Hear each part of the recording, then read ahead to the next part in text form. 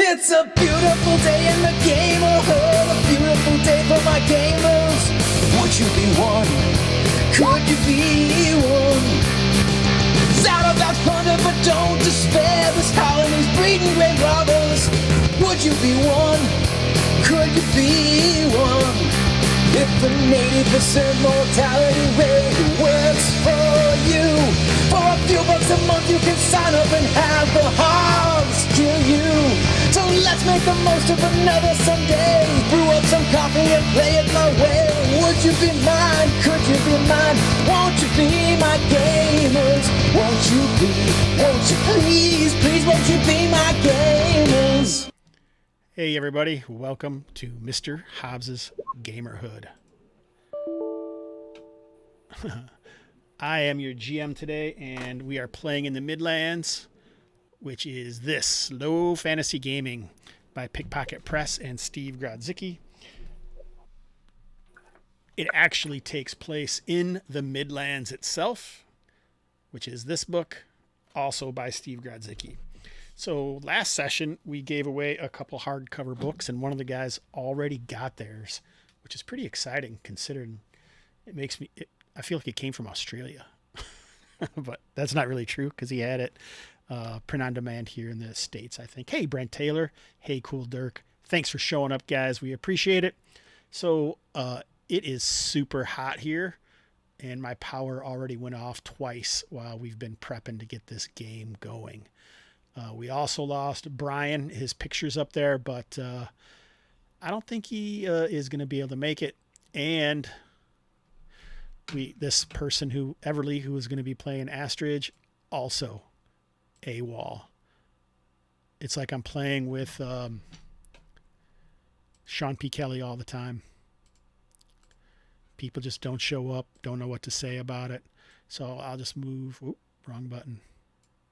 So I should have done this already. I'll just move Randolph into this position of importance. What do you think? What do you think about that? I like it. I like it too. That's exciting. I'm just kidding, because that's not really more important than another position at all. So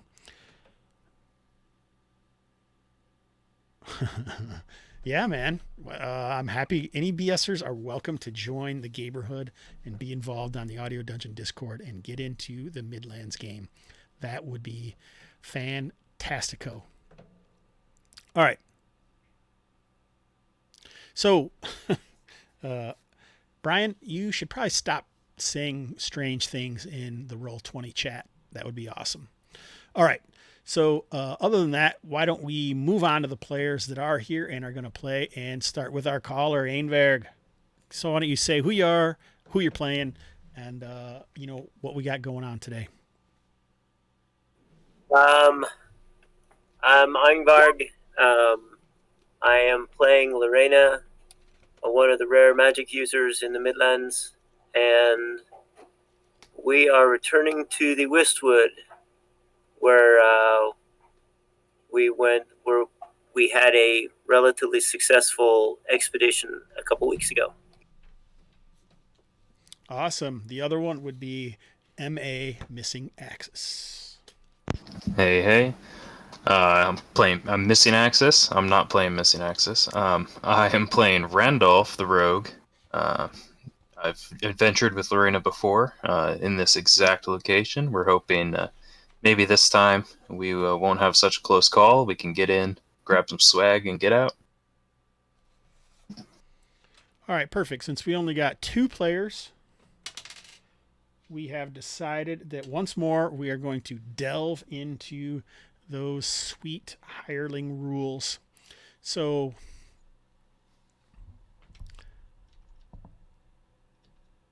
where am I at here? Let's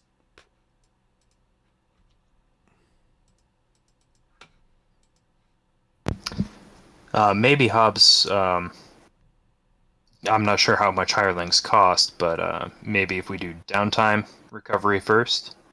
Okay. And then we can see how much budget we can allocate towards our meat. What do you call them? Meat bags, cannon fodder. red Jeez, shirt. that sounds a little harsh, but okay. They're not real. It's okay.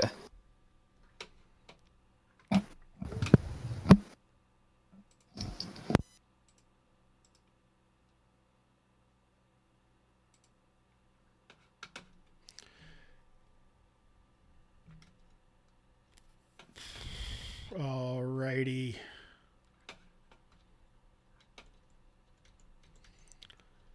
So, I'm continually working on my downtime rules for this. Since it's a West Marches game, the regular ones aren't going to be right because it's going to shift around and be a little random. So, let's start with Loreena. What what way? How is Loreena living in Vorngard? High, low, or medium? Like basically the lifestyle. Low would be in the gutter or somewhere, and just eating scraps that you gain. Medium would be in one of the inns, and high would be somewhere better than that even. Presumably, she'd be in one of the inns unless her association with the. I just blanked out the Rune rune. seer. Yeah, rune The rune seer. seer. All right, so roll 2d6. Hey Brian, if you're gonna chat, go to Twitch and chat with the other people who aren't actually playing in chat. 8. So it's 3 gold pieces per roll here. So that's gonna that seems a little high, doesn't it? Because how many is 24 gold pieces a lot compared to what you have? It is, yeah. Okay, so maybe we'll change that to 2. It's still because you rolled pretty high, right? So 3.5, yeah, above average. So it would be 16 gold pieces. Roll a d3. How many luck are you down? I'm down 3 luck. Okay, yeah, roll a d3.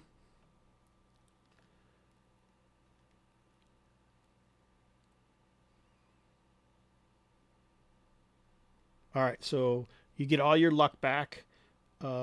Where is your dark and dangerous magic at? It's at 3. Okay, so roll another d3. You're almost guaranteed to get it back to full, but a 1. All right, so you gain 2 points back. So you're going to start at a 1. That's right. So you're good there. Are you down any hit points? I'm not down hit points, but I'm down strength. All right, you can roll a 1d3 for that as well. All right, yeah, so you'd get 4 strength back. All right. All right. So it seems like you did pretty well on all of that. So about how was Randolph living in Vorngard, MA? Randolph pulled a lot of gold out of that last outing, so he's probably living the high life right now. Okay. All right, so roll 2d3.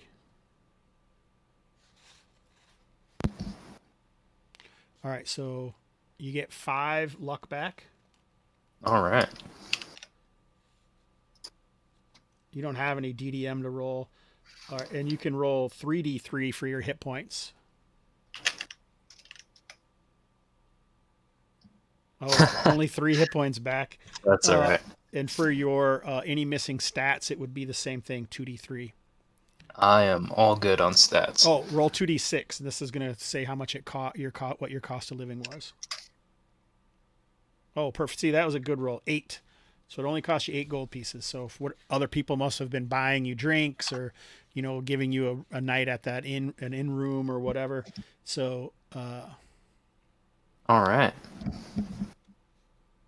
All right. So there is that. Maybe while we were talking about this, we should jump over to the Vorngard map so we can show off that bad boy.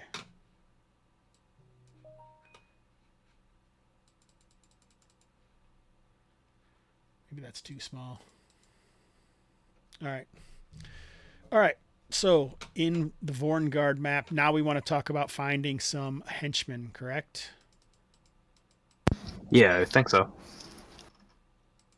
All right. So this starts off by saying you have to spend some money to see who would be willing to join you.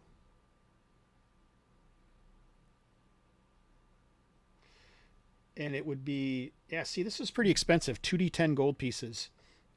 All right. So roll I 2d10. will be footing the bill for all this. Okay, 11. So it costs you 11 gold pieces. And people gather fairly quickly. Maybe it has something to do that the rune seer is one of the people that you mentioned involved. So roll a d4 plus your charisma modifier. All right. If you have the leadership, you get a +1 on this roll. Yeah, just the charisma for this time. Oh, okay. All right. So there's 5. Actually, Oh, go ahead. is this actually, Loreena, I can foot the bill if you want to see how many people will show up on your name alone there.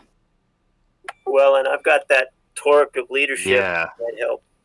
that's what I was thinking. Is that all right, Hobbs? Okay. So roll a d4.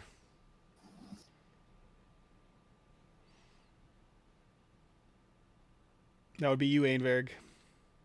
Right, and I need my charisma modifier plus what the torque gives me. Sure. Yeah.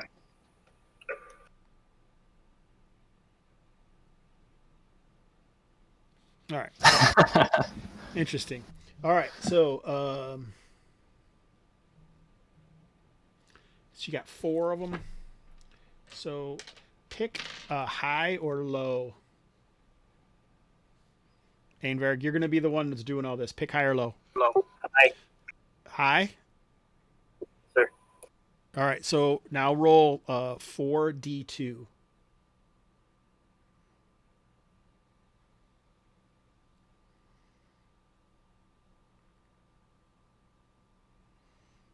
All right. So 2 of them are sellsword types, and 2 of them are non-combatants that show up.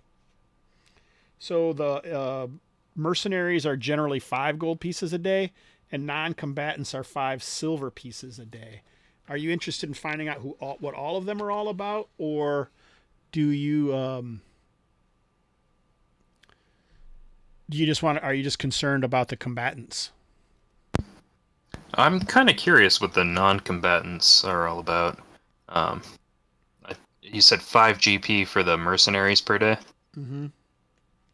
Yeah, that's nothing for me. So, yeah, I think if Loreena's in agreement, let's see what the non-combatants are about and see if we want to take any of those along as well.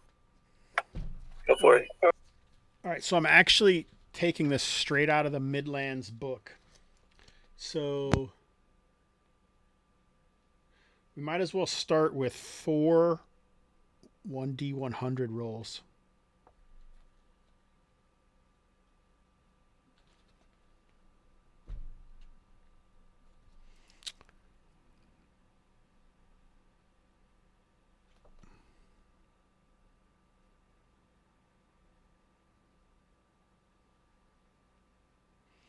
All right, so the first one's name is Marika, which is a female Varnori.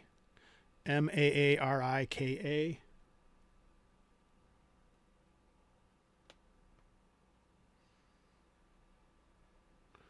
The second one is, and this looked like they kind of went, so she would be a sellsword. The first non-combatant is Robeck. Robek. So someone write all this down, hopefully. Yeah, I'll take care of that. So Ainberg is actually going to be in control of all of them, though. Alrighty. Making the decisions that they do and stuff. Because can you control 4 people? Maybe we'll just split them in half if that's what you guys want to do. All right. 69 is another sellsword, Brogan. And The last non-combatant is 51. Falker. Probably Midlanders that have made their way to Vorngard.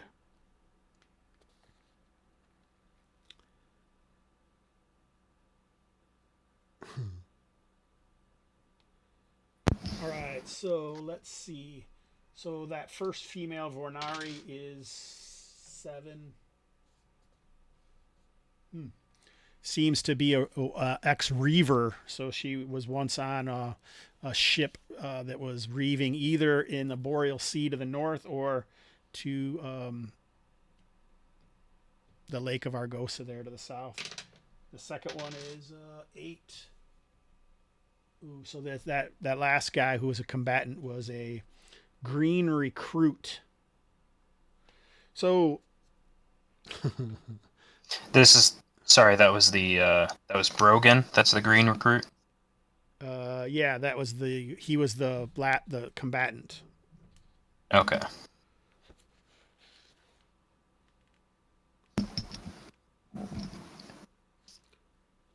What I don't remember is like what the differences in their statistics are, but hopefully this will tell us. Or I'll just make something up. Alrighty. So roll 6d6 for the first non-combatant. No, 2d6, sorry. It's not 6d6, it's 2d6. 1, 5. So this first non-combatant is a busker. So what that is basically someone who usually works in carnival games trying to get you to do stuff, right? Come play the ring toss game, Lord. All right. The second non-combatant, roll 2d6. 1, 3. Oh, so he was a gravedigger. Hopefully we don't need him. All right, let's roll 4d100 again, and this will just go down in line.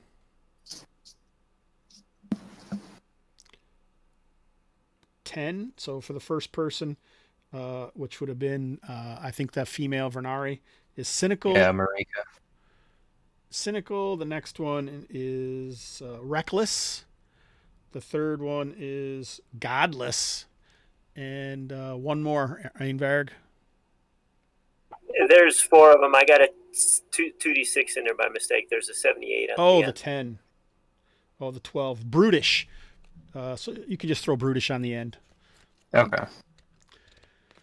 All right, roll 4 1d100 again. It starts with the 65, right? Yeah, 65. Oh. So that first one is actually a half scorn. So the strength and con are 15. You can just write that right on there. I think that's the Venori, so that's a little weird. All right. 54. The next one is, what was 54? Oh, that was the busker, right? Who has stark white hair. That busker has stark white hair.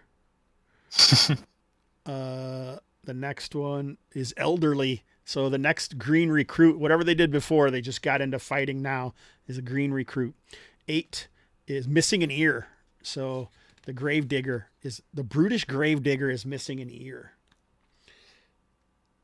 Alrighty. Champ.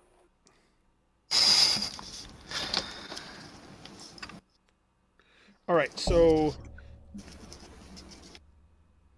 roll a. Oh, okay, this works. Roll a D12.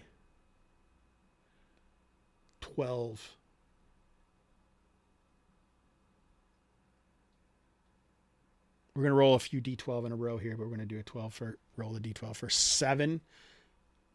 All right, so that so she is wearing chain, has a shield. and wields a longsword. Roll another d12. This would be the busker. Oh, actually, roll a d4. Sorry. Oh, we'll just take the 2. That's perfect. The busker has a club. Roll a d12 for that elderly green recruit. A 3. All right, so he's wearing leather armor, has a shield and a spear.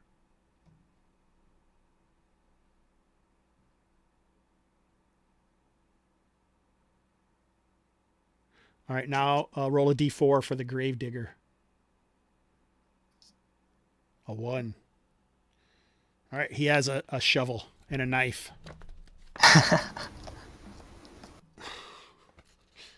All right, what's that Vernori's name?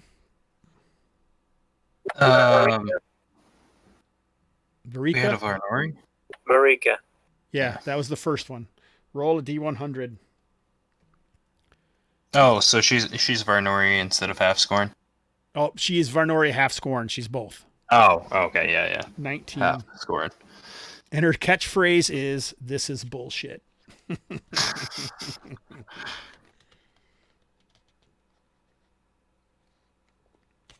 All right, roll D100 again for the busker. 39. That's some bad juju is his catchphrase. Again, the elderly green recruit. 89. A storm's brewing. All right. And then not last for the gravedigger, the brutish one-eared gravedigger, armed with a knife and a shovel. 27. His catchphrase is Hodorf. So we don't have any thoughts about what this guy looks like or anything else, do we? All right. So I think that covers him. All right. All right. Do we have any questions about those guys? Yeah, the non-combatants, they come armed, but I assume that's only if they needed to hit something that was attacking them?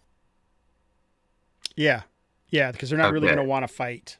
Yeah. Well, I don't know about Loreena, but I kind of feel bad taking an elderly man, but I think Marika and Brogan, so the ex-Reaver and the Green Recruit, are probably going to be the most useful. All right. Hey, I'm in chat now. Sorry, I was on this other screen. Yeah, just to let everybody know, we are making some henchmen for these brave adventurers in the Midlands today. Oh, that's Brian there in the chat. Yes, it is. Yeah. But you shouldn't give that out. You know, it's a secret. Oh, yeah, sorry. It's a rule in Twitch, I've heard. All right. So Yeah, if Lorena's in agreement, we'll take both of the cell swords. that's it. You're not going to hire the other two? Um, that's fine. we can keep the Gravedigger on standby, I guess. We just won't take him in the dungeon. Well, he's not going to be on standby because when you come back at the end of the session, you will no longer, you don't own them or anything. It's pretty much just for right now. So roll Do we need 2d6. Sorry. Do we need the Gravedigger, Loreena? Probably not. All right. Usually, I would it's like in a different type of game system. They would be like a link boy. They would carry your torches, maybe be like a porter, help carry treasure, that sort of thing. Right. So roll 2d6, Ainver. 55. So this Varnari Halfscorn is also known as Flash. That's her nickname.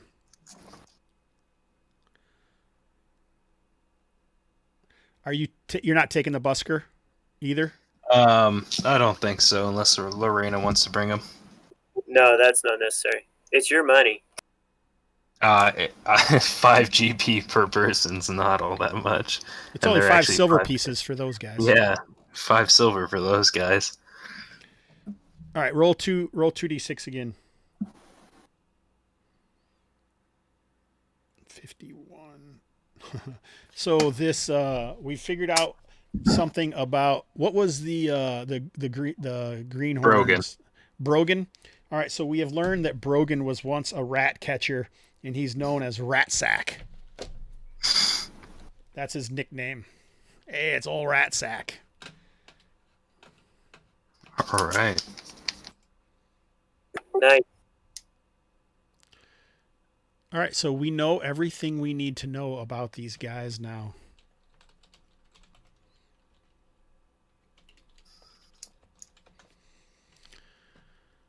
Possibly a little too much in some people's cases. Perhaps. Perhaps.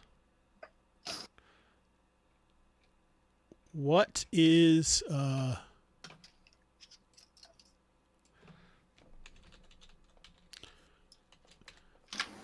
what was Rat Sack wearing? Leather. He has a shield and spear as well. All right, so I'm going to make some tokens quick.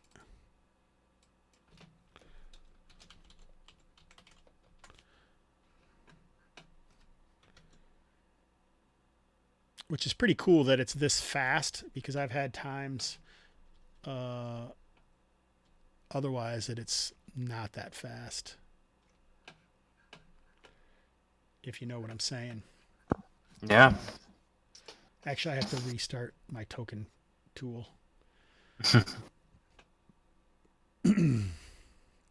Hey, Mark CMG. Welcome to the chat, buddy. We're playing some Midland. He says you should bring the Gravedigger. I was thinking about it, but I think if we start dropping like flies, best case we should be running, or best plan would be to run rather than to start digging holes. Hey, Boot Knife. What's going on, buddy? Welcome to the chat, brother. Yeah, you could be right. But you know what? The best plan is always to run, probably.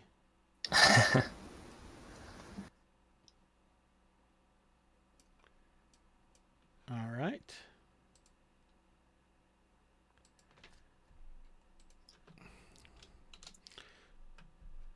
Oh, shoot.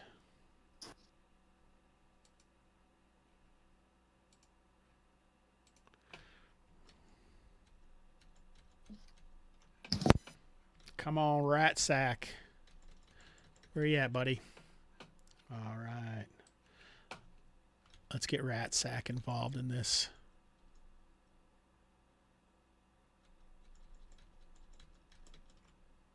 I guess I gotta do this.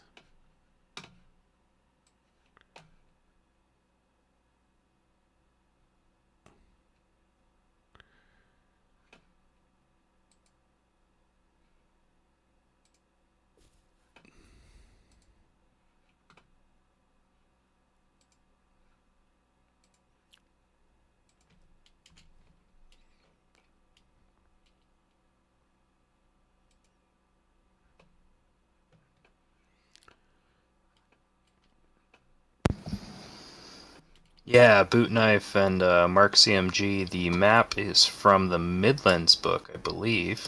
I don't own that, but if you hop in the LFG Discord, Steve should be able to tell you the artist if you also do not own the book. True story. He mentioned it. He said who it was not too long ago, like when he played in the game last time, but I don't remember, unfortunately. Wow, you guys' tokens aren't here anymore. That's weird. Anyway, here's Rat Sack. Coming at you live.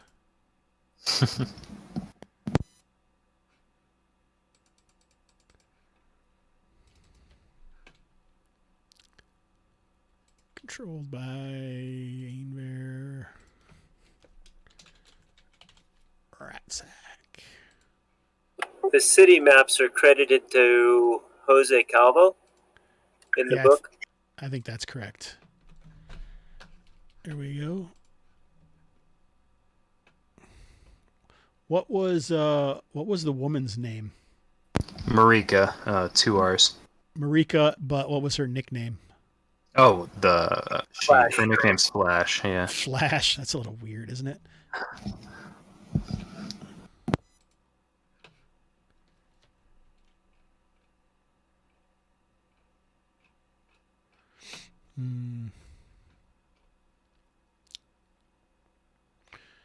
Marika Flash. She's well armed and armored, though, right? Oh yeah, she's got chain and a longsword. Sounds legit. She's also pretty big, judging by her half-score and heritage. Oh, yeah, she is half score, and I forgot about that part.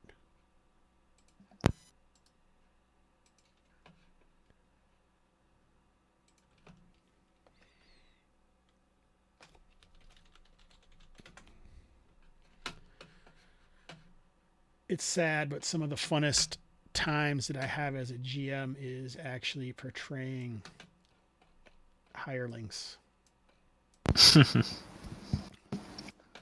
Yeah, I can see that being fun.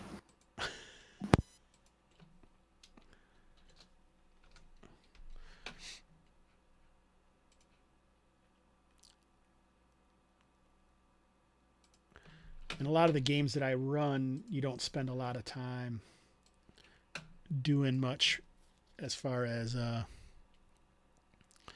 interaction with NPCs and such. So I can always interject something silly from one of the henchmen in that situation, and nobody can say anything about it,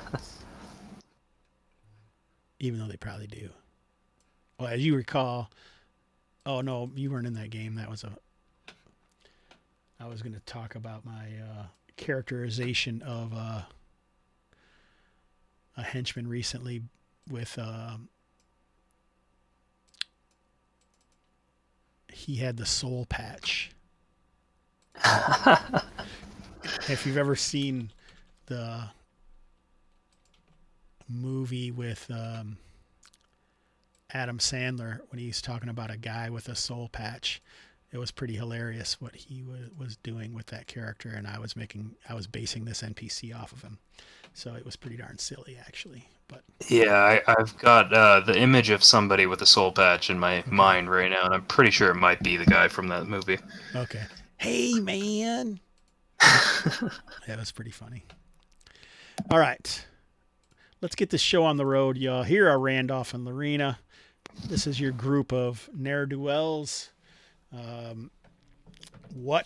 don't you guys get these in the marching order you want to take? I'd also, who's got control of these? I'll let Loreena figure out the marching order, but I'd also like to see how much it would cost to buy some fire pots, so I don't have to buy a new lantern every time we make a party retreat. Seems wise. All right. Let's look this up and see where a fire pot fits into this equipment.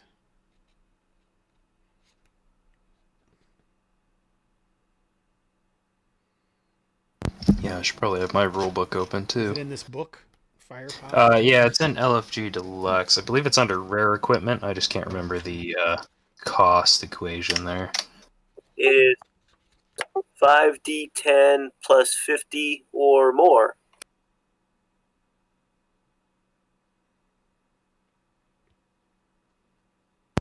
Yeah. So it's pretty Well, uncommon. Yeah, if that rare equipment cost works for you, Hobbs, I'm ready to roll that up. No, actually, anything like this, I usually roll to see if you can find or not, because the wait time for getting it is 1d6 months. Ah, okay. So what I will do is you can roll a d6. If you hit a 1, there's one available for you. Oh, looks like you got it. All right, now you can roll to see, roll your 5d10.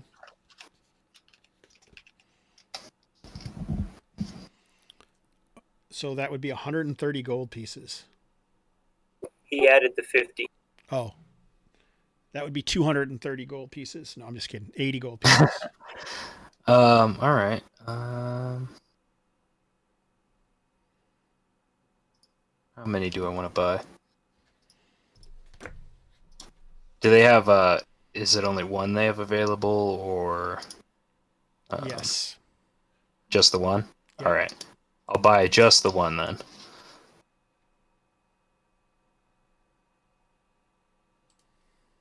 And hopefully that's all we need.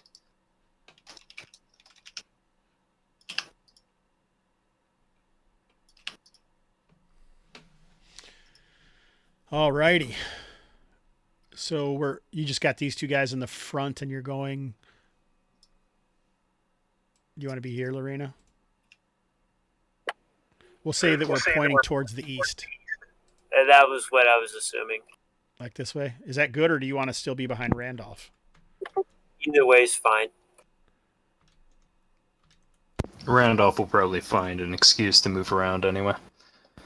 All right, let's just do it like this, just in case, at least.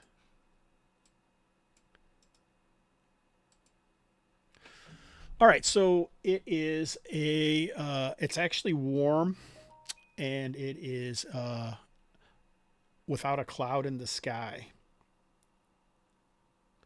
When you head out, I'm assuming you're going by land again. That's the route you're familiar with? We've actually gone. You took a boat, didn't you? Was overland, but overland's fine. No, boat's fine. That's what you guys did do last time. You are correct, I recall. And how long did it take you to get there with a boat? Do you remember? We camped one night before we got there, and then got there early the second day. Yeah. All right, so that will allow you to. You're only going to have one of these random encounters that I rolled up. So roll a D. Let's just go 2 of them. Pick high or low.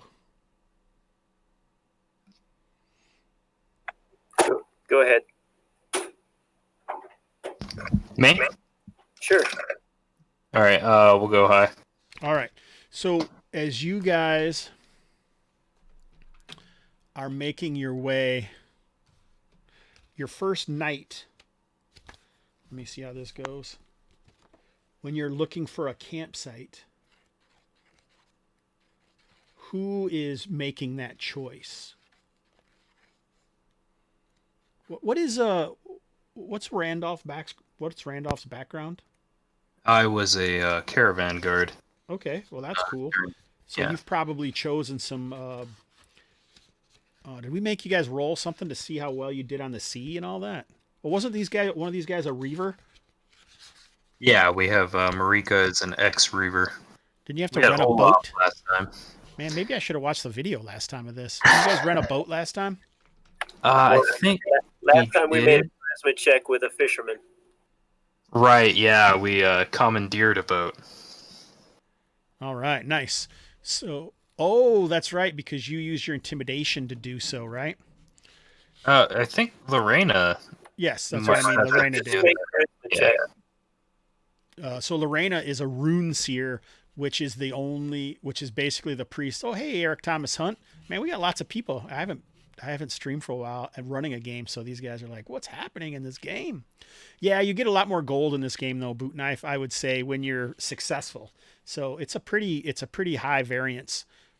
A pretty high variance as far as that goes. What have you played in 2 games? Missing Axis? Yeah, this will be my 3rd. Oh, okay. First game made, I think, probably about a total of 50 GP. And then the second game about 500 GP after we split it all up. Yeah, so it's you never quite know, I guess, what's going to happen. So back to this. So we'll say that the Reaver knows how to control the boat that you get. Let's Einberg, why don't you make a leadership test? And you're going to get the boat. This is just how much it costs. So it's going to either be a D8, 2D6, or a D20 plus 2. Okay? Depending on how good you do. Oh, That's how the cost is going to turn. Yep. So you're going to get it. It's just going to decide. So like if you get a fail, I should roll one more. The worst one will be 3d10. Okay, so I should have a +2 on the check because of the torque that I'm wearing, but I don't know how to put that in. So I'm just going to roll it straight. Yep, that's but fine. it's against a 15. All right, so you got a failure, but it's not a terrible failure. So it's this d20 plus 5. The torque would make it a success. Oh, it would? Part I don't know how Oh, okay, perfect. So 2d6. I'll foot the bill, Loreena. All right, 7 gold pieces is how much it costs to rent this guy's boat.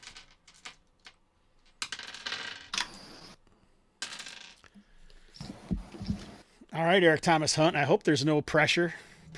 You know, if I have pressure running a D&D game, I'm probably doing the wrong things with my life. I've made some bad life decisions.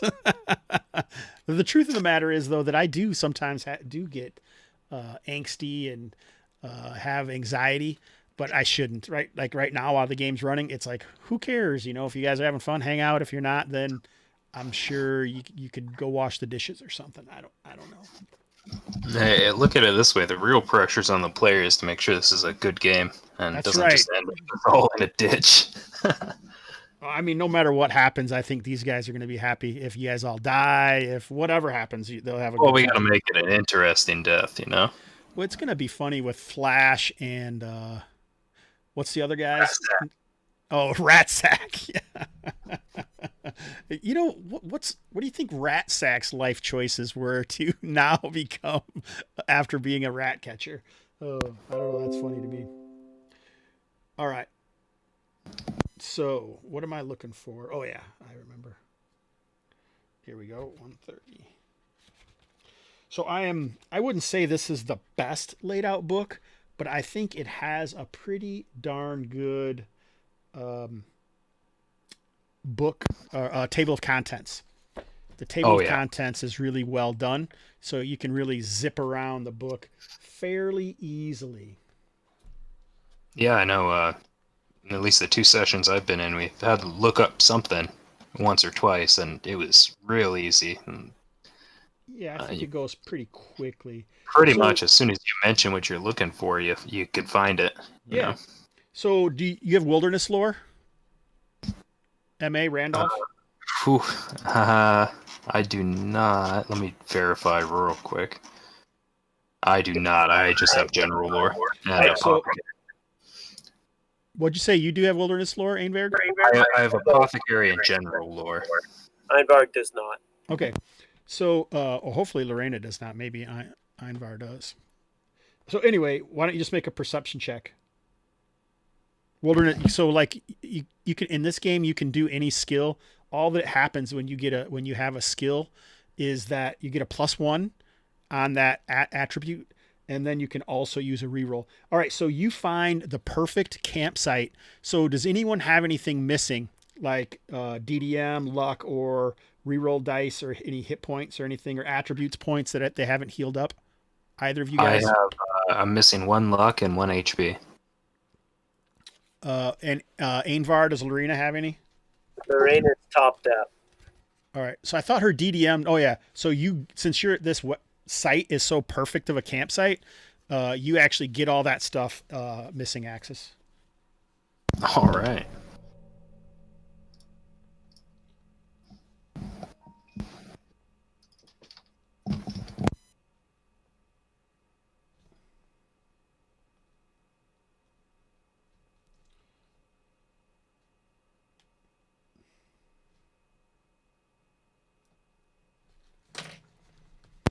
And I assume it's about late evening by the time we arrive. Yeah. You guys have put in your 8 hours, and so this is where you camp. And then the next time, I think you guys got there fairly decently. I could actually look that up quick if you wanted. Do the hirelings, they're paying for their own rations, right? No, you have to pay for all of that. Or, I mean, rather, they have rations with them. No, you have to pay for it. Okay, that's all right. I got some saved up. So that was just one day's trip. Yeah, hopefully you have the rations with you, otherwise. I do, yeah. So the speed of this is very slow. You have a skiff, I believe, is what you had. Right? Doesn't that sound right for 4 people? That sounds about right, yeah.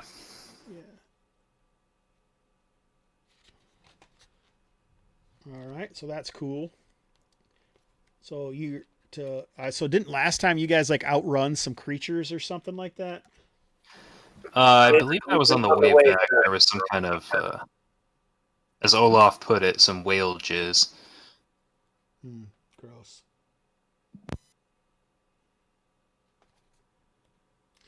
That's more than a little gross, sir. All right. Olaf said it, not Randolph. Yeah, so you could travel pretty far on a river or lake. But that's a small rowing. So you're very slow, so you probably can't go that far. We'll say about the same as 10 miles or so. All right, so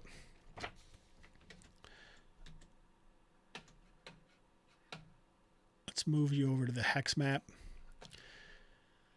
So it steadily gets warmer throughout the day, which is isn't necessarily as good as it could be for a group of Vornari. I couldn't remember where it was, so I just threw it there. I do remember you went up the river, though.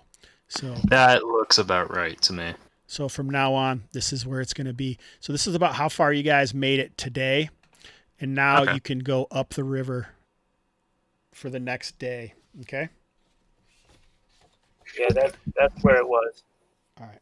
Nothing dangerous occurs. And it's evening when you we'll say about half day that you travel up the river or so. And then I could get pretty serious, I guess, if we wanted to.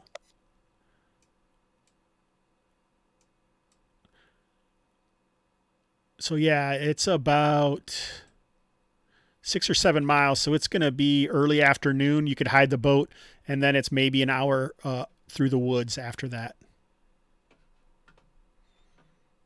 That sounds about right. Sound good? Yep. Yes, sir. All right. So you guys make your way to the ruin.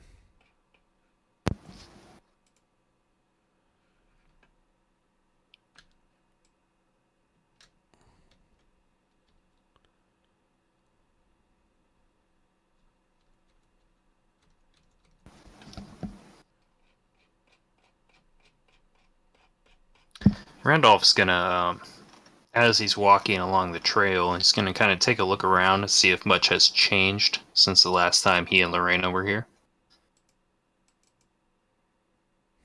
This is weird.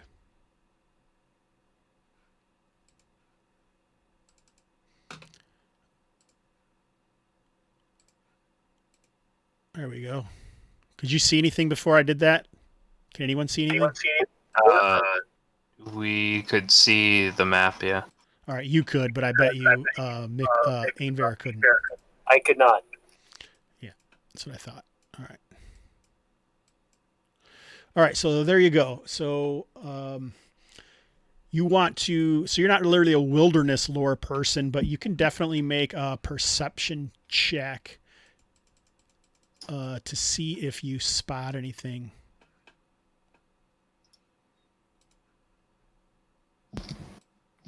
Oh boy. What'd you get?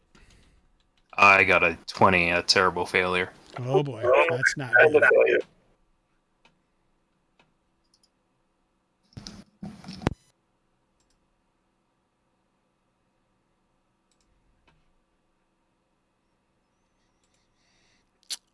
So you don't spot anything. All right. Randolph's gonna proceed with confidence up the trail to the, was it the Ramaran ruins? Something like that. Ramoran? Ramaran. Yes. Ramoran ruins.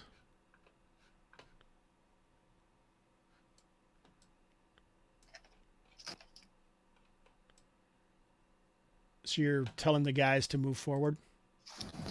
Yeah.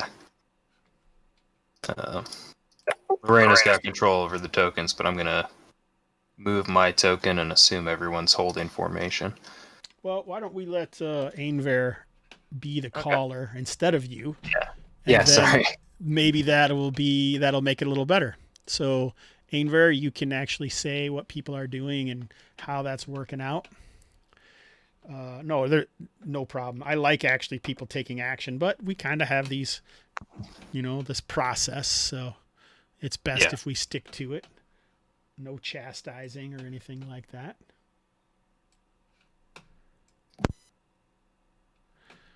Oh my goodness. I can move the 3 at a time. It's so funny to watch him leaving behind. I think the safe assumption is Randolph will hold formation with everyone else. Okay, perfect. So as you guys are moving forward, you definitely see the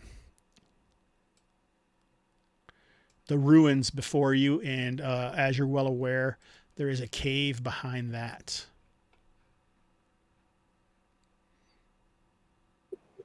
Be on the lookout on either side. That's where they came out of the bushes. Randolph nods with his weapons already drawn. Whoa.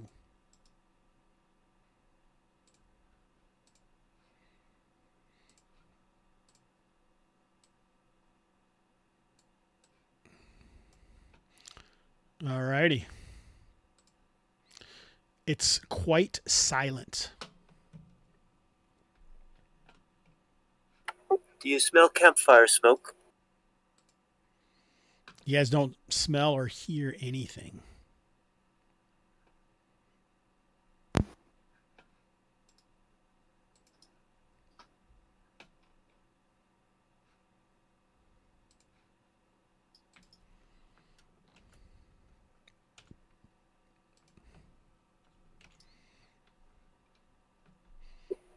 Randolph, let's see if they've used the campfire since we last were here.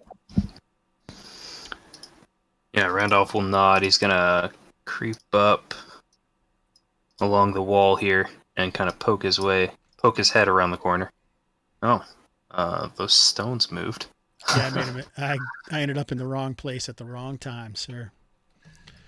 Yeah, Randolph's just gonna peek around the corner. Alrighty.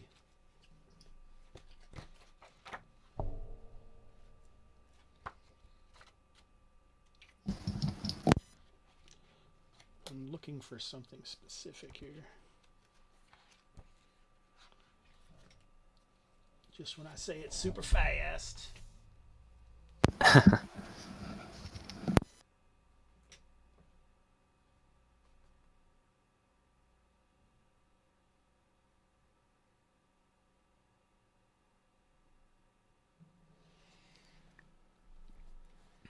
All right, and the other guys move in. All right, so make a perception check for Rat Sack. Ainvar.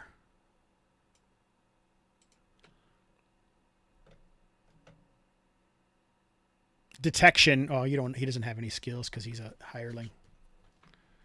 So just roll, you can just roll a d20. All right, that looks pretty high. All right, so maybe what we should do is make it be the PCs. Doesn't matter. All right, so Ainver is surprised by a hissing sound.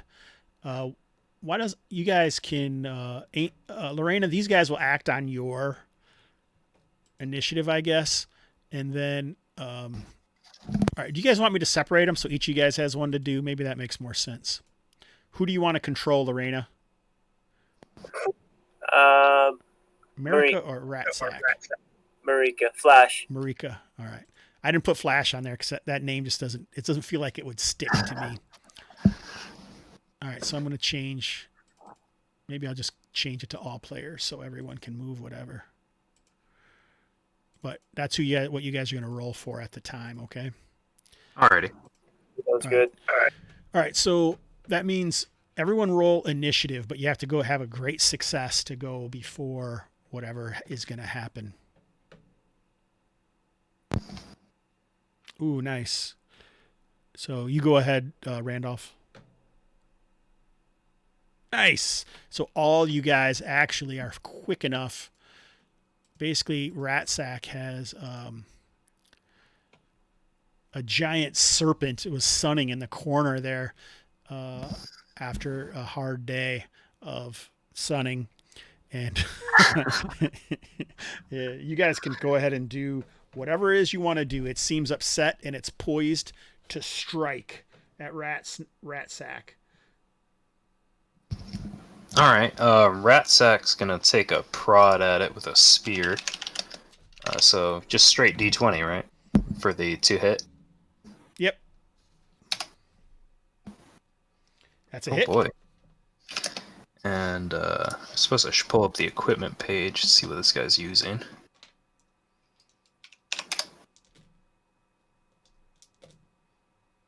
So spear's a 1d6 plus 1.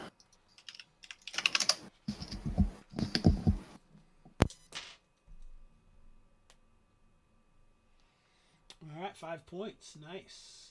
So he stabs at it. So this thing looks like it's, a good 12, 13 feet long. So it's pretty large. Oh boy. All right. So what's his Marika going to do? Marika. Step in and slash. All right. Let's make Marika great again. That was pretty bad, wasn't it? So just roll a d20. Marika does have a strength of 15, so I believe that's going to be a bonus of some sort.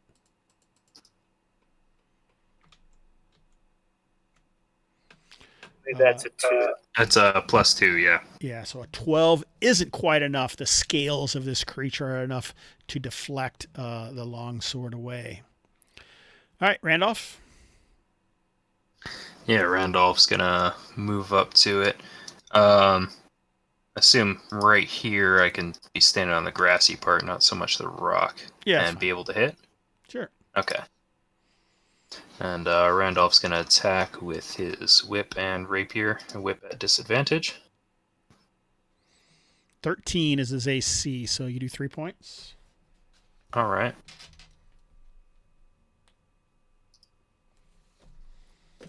Yeah, so it's like hissing and thrashing about, and your rapier stabs into it. Loreena.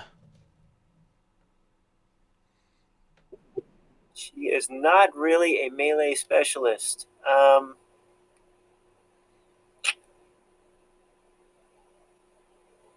Think she is going to hold. Fire that crossbow in there if you want. When push came to shove, after all of our expenses, the crossbow didn't get repaired. Oh, okay. Oh. Nice. Are you sure? Because Randolph is loaded. But all right. All right, I like it. All right, so let's see. It looked like it was about to attack Ratsack. So let's see what happens. There's going to be a +5 to this. It's a 12. That's his AC, isn't it? Leather. Light armor, I think, is +2.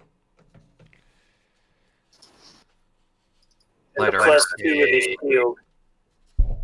Oh, he's got a shield. So that might be a 13. Light armor's a +1, and Oh. shield, I believe, is also a +1. Oh, so yeah. he has 12 AC. Oh, okay. Right. So Marika would be a 14 AC because she's got a chain +1 with her shield because she's got a shield as well, right? Yeah. Oh, chain shirt. That's probably what it is because it was a medium armor, so it's a chain shirt. Hers was a plus, so her AC would be 14, and his is, we said, what, a 12? Yeah. Correct. Yep, that makes sense. All right. Okay, so let's see what happens to poor Ratsack. All right, so roll a d6. Oh, we never said how many hit points he has, did we? No, I was gonna ask that. It's a pretty good question. Let's roll a d8 for men-at-arms. All right, so he's got 7 hit points. He takes 1 point of damage. Alrighty. Now he needs a luck con save. So he's not going to have a bonus on his con. So it's going to be a straight luck, which we'll just say is a D10 roll. So give him 10 points of luck. Maybe he should have less. Maybe he should have 8 points of luck. Okay. Yeah, 8 points. And that's rolled against a D20, right? Yeah. So he needs an 8 or less. Oh, he got it. But now his luck is going to be a 7, right? All right. Okay. And yeah, so he's not affected by the poison. But he is constricted. No, it wouldn't make sense for him to have both. So yeah, this must be a poisonous type of serpent. All righty. Nice. So let's roll initiative again. And sorry, real quick, what was Marika's AC again? So I can write all this down. 14. 14. Okay. We're actually playing the game now, and the crowd gets silent. We had a rousing crowd earlier when we were rolling up the guys and just jabbering. The game actually starts fuck it, we're out of here. That's funny to me. And Marika's HP will also be 7?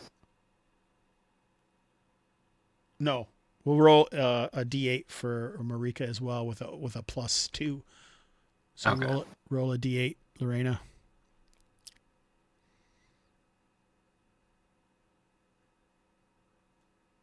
All right, so 7. It is 7. Yep, you're correct. All right.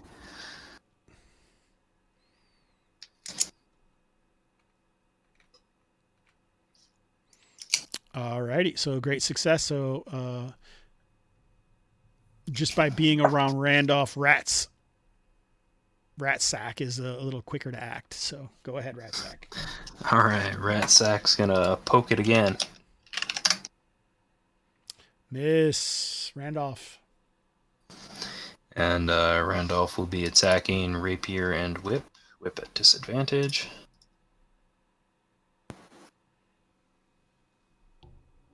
So it looks like the Rapier hits again for 4 points.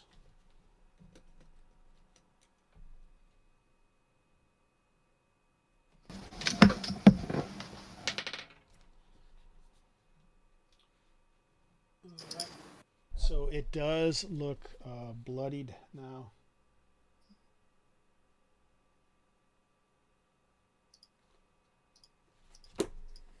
Oh, real quick, Hobbs. I believe you said Rat Sack's luck is 8 by default. He's down to 7 now, yeah. Yeah, it's showing him as a 6 out of 7 on my end. Oh, Green's luck, sorry. I'm too used to video games.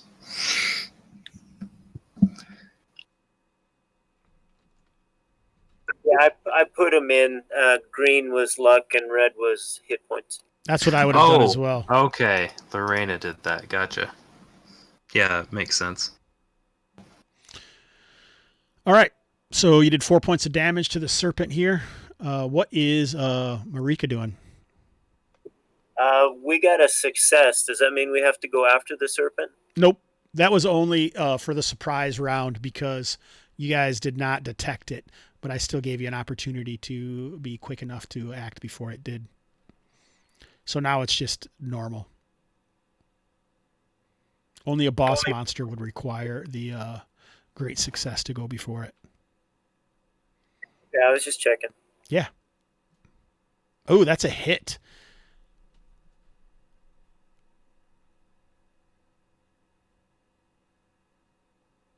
So damage. 5 points. Longsword is a 1d8. So it looks like you have 1d8 plus 2. Yeah, and she has strength plus 2. All right. So what's Marika's catchphrase? This is bullshit. What about Rat Sack? Storm's brewing. Oh, yeah.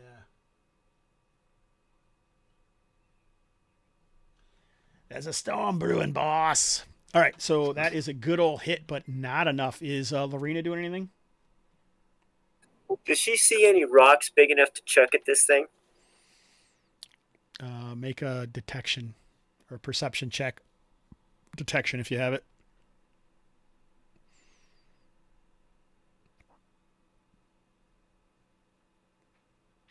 Absolutely not. He is searching around and not finding anything. But as she's searching around, she seems to have... Boom. Got it. Messed around enough that it aggravated another one of these snakes also sunning along, just kind of draped along this busted wall there. That's a nice play for a terrible failure, eh? Like it. Oh, but you know what? If you have detection, you could use a reroll for that.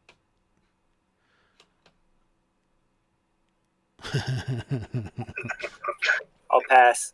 Okay. All right. But you have agitated another creature.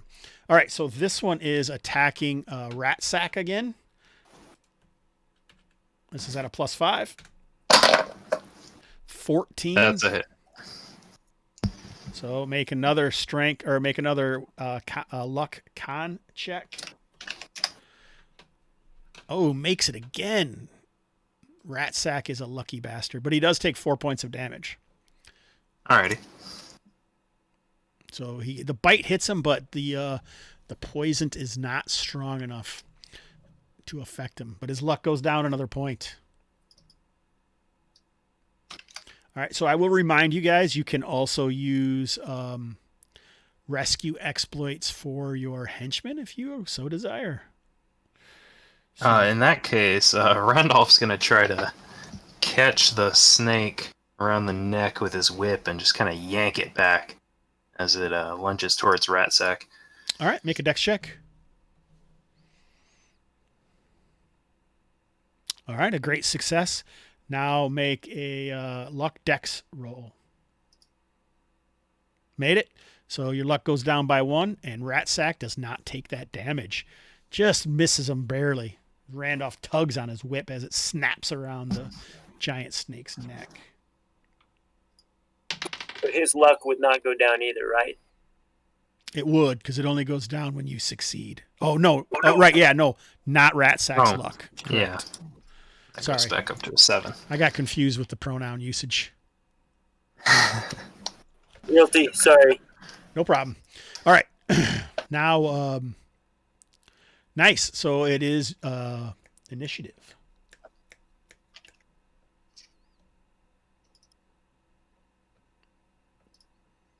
Randolph success. All right, Loreena, what's Marika going to do? Marika. Gonna hit it again.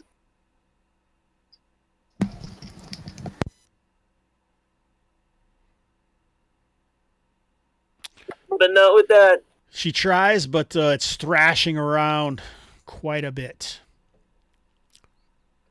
What was that? An accident. Oh, another accident. Third time's the charm, buddy.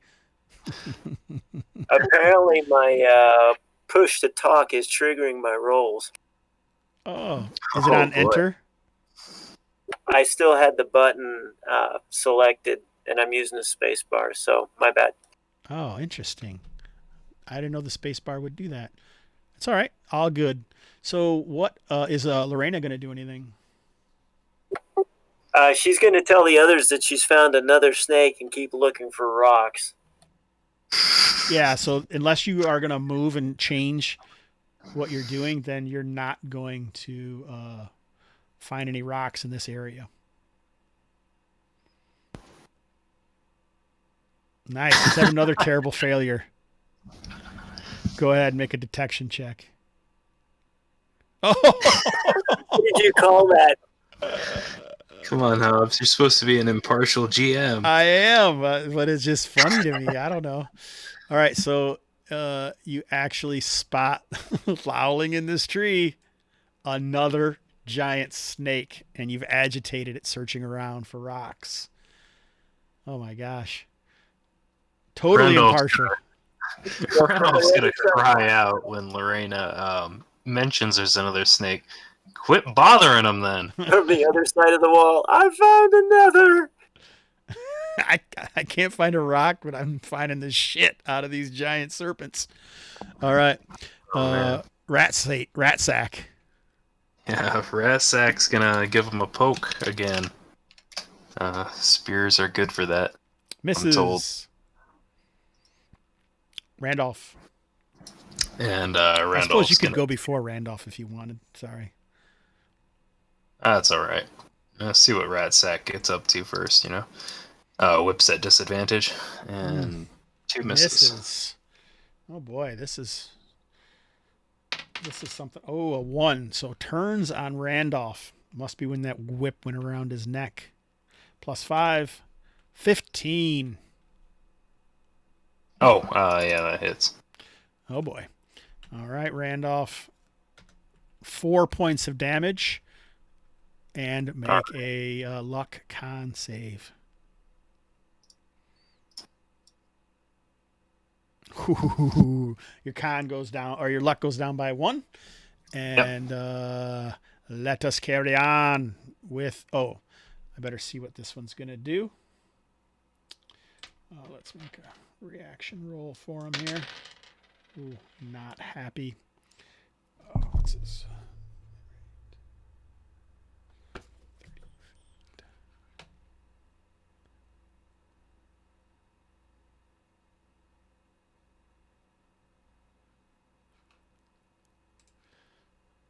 Slithers forward.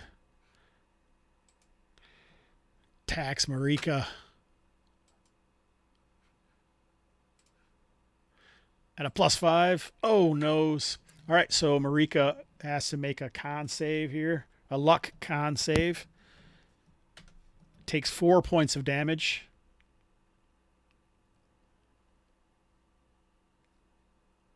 Ainvar, come on. So, what is his luck? Is an 8, right? 8, yeah. Yeah, so that's a failure. All right, so Marika is, forgot what I chose. 1. So, all right.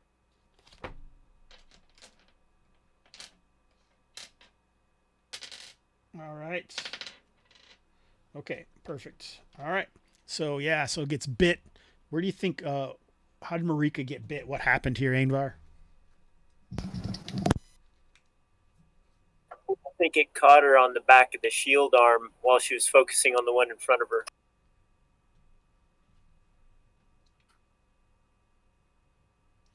All right, yeah, so almost slithered forward. Okay, nice. All right, let's roll initiative.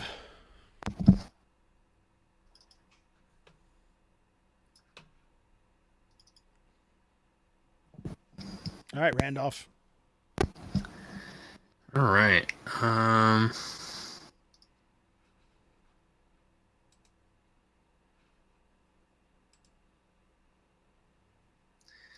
Randolph's gonna run around this giant serpent, put himself right between him, right next to Marika.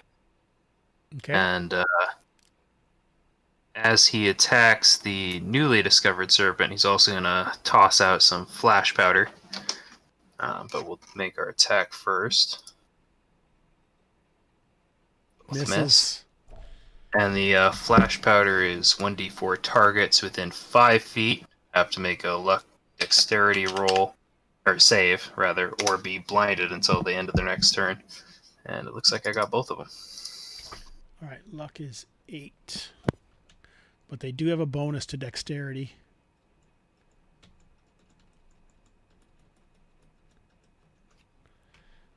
So I will roll a d20. Okay, so 1 is okay. The other one is not. So let's roll a d6. 1, 2, 3 is slow. 3 is not blinded. So how long is he blinded for?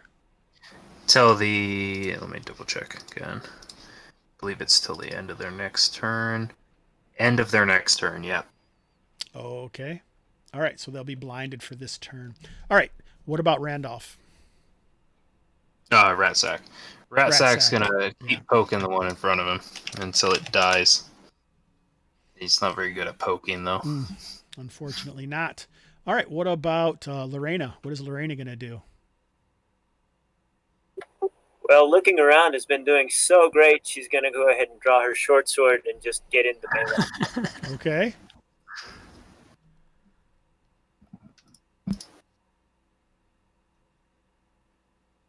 All right, so I'll give you a +2 to hit, so AC 11. Okay, that's a hit.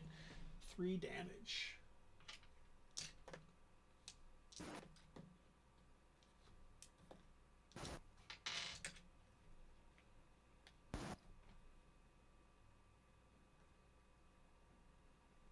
So Loreena moves forward and stabs this blinded creature. What about Marika? She misses. All right. Wow, this whole thing is getting a little crazy. All right, so does it say what they do, or does it just say that they're blinded? It just says that they're blinded until the next end of their next turn. So I think that's a 33% miss chance by default. Well, I think right now it's actually just going to try and thrash around. Like sometimes when animals are blinded, they're not like people. They're not just going to keep blindly attacking. So it's just kind of thrashing around, like blinking and trying to clear its eyes, you know. So it's not really attacking. Other one. What? Einvar, did you want to move Marika there? Yeah. All right, so. Is that a bad idea? Well, it would be able to attack you. Free attack. Since it was, it would have got a free attack because you moved out of contact with the one. But since it's blinded, I'm not going to do that. Okay. Well, I'll roll the percentage. It might thrash into you or something, but that's about it. Yeah, so, nothing happens. All right, so the other one is attacking Randolph. +5. All right, that's a hit. Yep.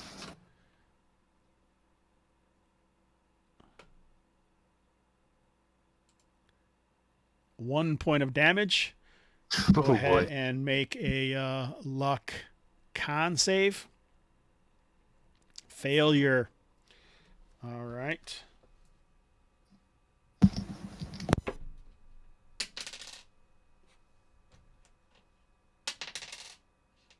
Okay. All right. Nice. All right. Initiative.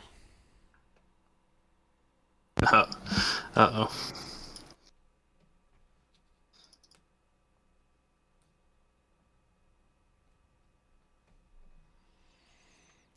All right, Loreena. So this thing is blinded. It's thrashing about. Oh, it isn't blinded. It seems to have cleared the flash powder from its eyes. So you no longer get a +2 to hit it. Well, Marika is going to take a shot at the one that was wounded. Okay. Oh, nailed it.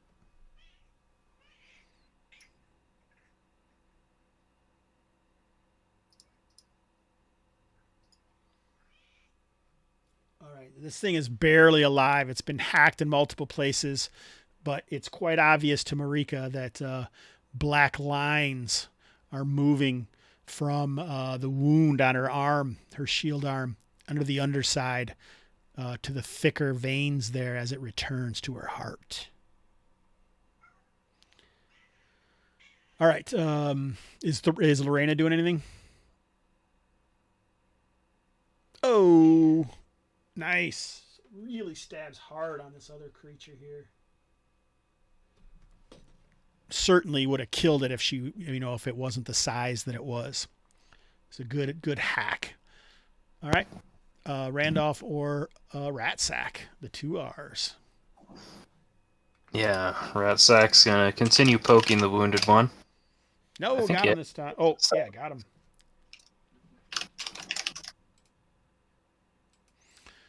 All right. Rat Sack finally drives his spear through the head of the beast, plunging completely through and into the grass on the other side. Leg or the back of it twitching maniacally. What does Randolph do? Now Randolph's gonna focus on the other one. Once again with the rapier and whip at disadvantage. Jeez.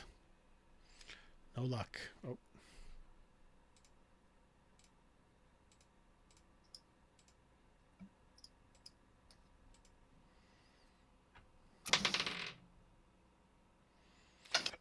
Jeez Louise. Okay, is that everybody? I think so. All right, so this guy's gonna. What's that, Ainvar?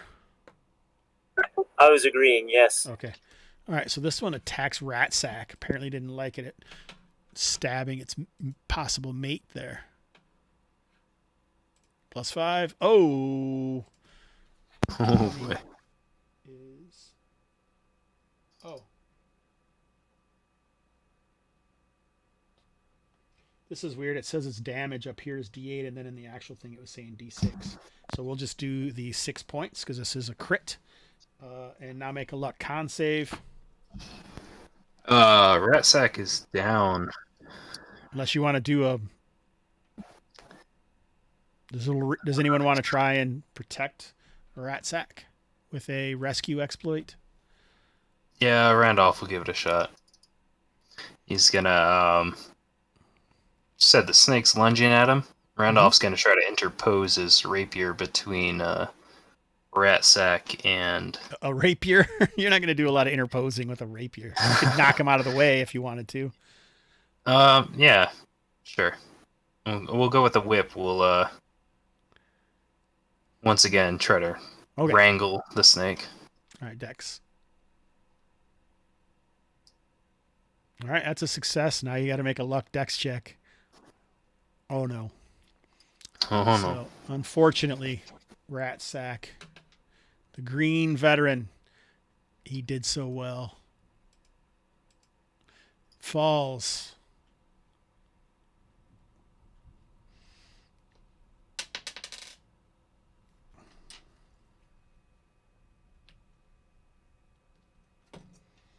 All right.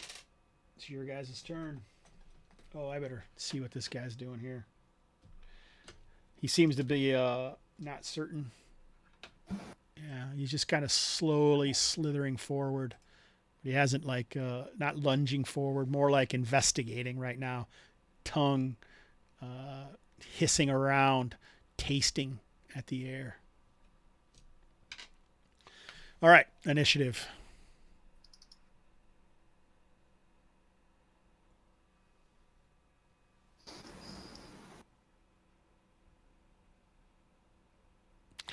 Looks like it is Marika or Loreena.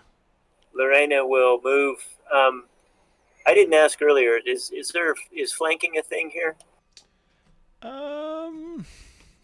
Maybe. Maybe. I was thinking it was a +1. Okay. I bet you I have something that says that if I looked at it. I'm pretty sure it probably is something. So she will move here so that Randolph has the flank, and then Marika will move in back into position to take advantage of it also. +1 to attack. You are correct, sir. All right. So Loreena hits and does 3 points of damage. Just out of curiosity, Hobbs, what page are the flanking rules on? I don't know. I have a handoff from the screen that I just looked at that said what flanking was. Probably in like the other combat and maneuvers or something. Right. All right. It looks like Marika still missed, but Marika can feel her... I don't even know the word for it. It feels like she feels not necessarily weak, but fatigued. And she now has a -4 to her con. So her 15 con is now an 11. So she's going to lose 2 hit points. You know, we never gave her the hit points when we rolled them. Yeah, we did. She rolled a 5 and got a +2 to make it 7.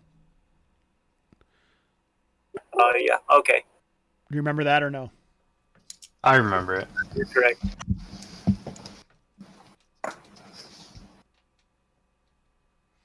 Alrighty.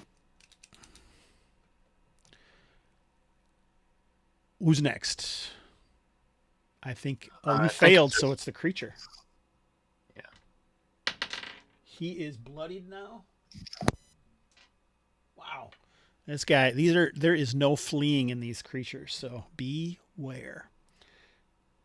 He's gonna attack 1, 2, 3, 4, 5, 6. A 1. Marika. This is at a +5. 17. All right, need a D6. 6 points of damage. She's already poisoned. She's not going to become more poisoned. She's still alive? No. She's down. Does anyone want to do anything? Rescue exploit from... Yeah, Randolph will give it a shot. I'm in the wrong spot.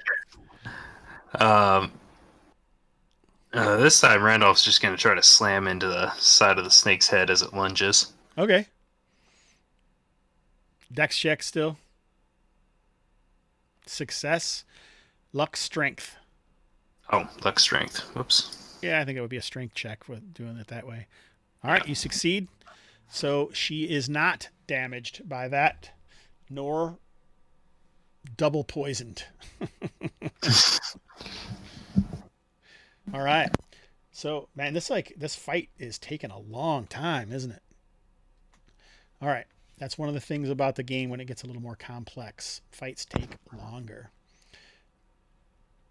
So this guy is still unwary, the other one. So it is now Randolph's turn. All right. Randolph's going to attack again and maybe hit something this time. No. Nope. He's not. He only had like one hit the entire fight, right? Initiative. Yeah. Yeah. Hey, front load all your failures and then later when it matters. It feels like it matters right now, to be honest. Randolph? No, it's just hirelings so far. Once again. But without the hirelings. Oh, nope. I said it was a 13, or no?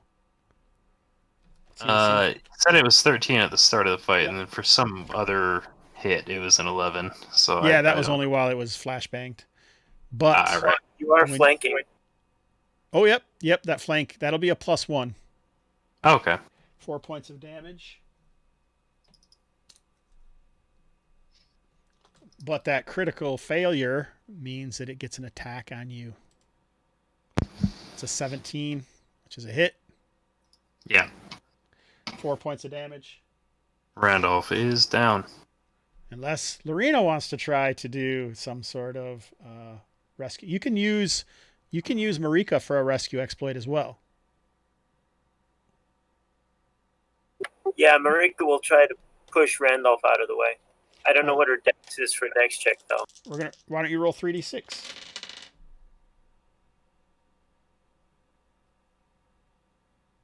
Nice, an 11. So write that on your little sheet next to Marika, and then roll d20, and you need an 11 or less.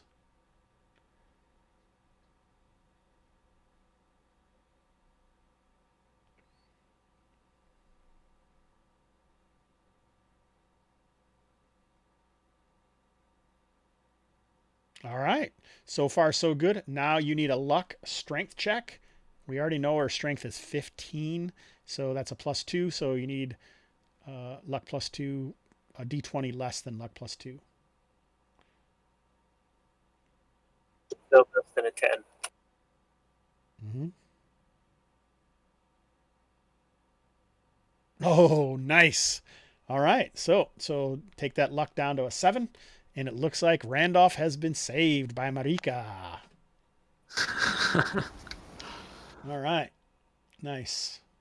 So now the creature actually gets to attack. 1, 2, 3, 4, 5, 6. Oh, this time it's going on Loreena. Here is its attack at a +5. 21. Loreena takes 2 points of damage.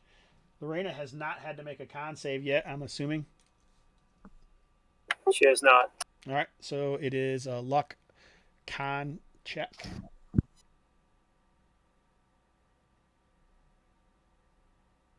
All right, success. Take that luck down a little bit. All right, so now it is Marika and Loreena's chance. Deal with this dang giant serpent.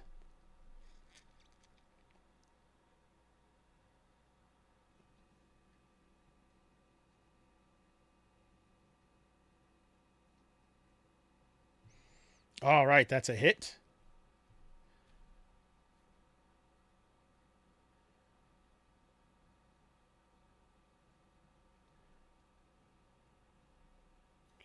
.4 points. Chopped in many places. I think a 19 on a long sword is supposed to disarm him, but I don't know how that works on a snake. Let's give him a luck check. If he fails, he is decapitated. So he needs an 8 or less. Or, I mean, you could just chop off the tail, I guess.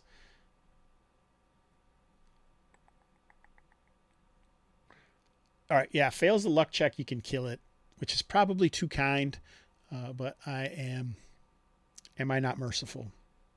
All right, he is not decapitated, but you can roll another d6 in damage for cutting off his tail.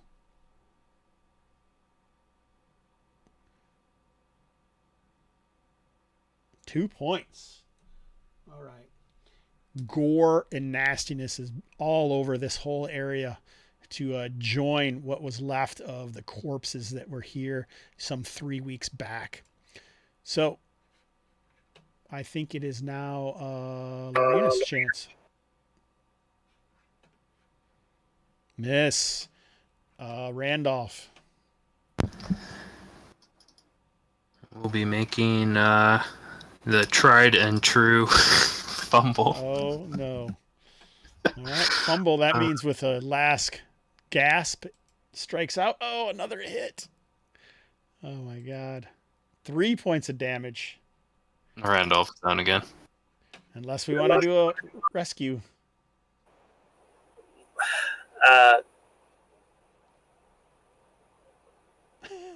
Yeah, Marika will try again. All right.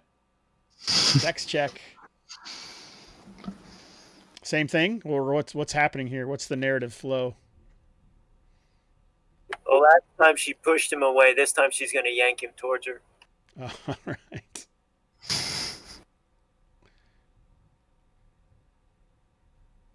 All right. Success. And now a luck check. Strength. So I think you need a 9 or less.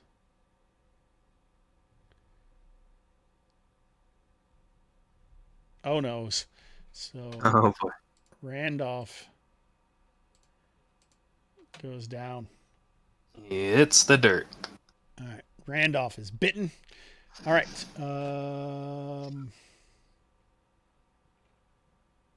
Is that everyone? Is it? It's How? It's already attacked, I believe. no. That was a fumble attack. Well, he attacked after the fumble attack, and then we fumbled again. Yeah. So then you get another attack. Every fumble, it attacks back. That's what the repercussion for a fumble is. So he's going to go 4 times this round? No, the fumble would have been last round. You know what I'm saying? Okay. Yeah, I got confused. I thought that was this round. I don't know. Maybe it was. Maybe we didn't roll initiative again.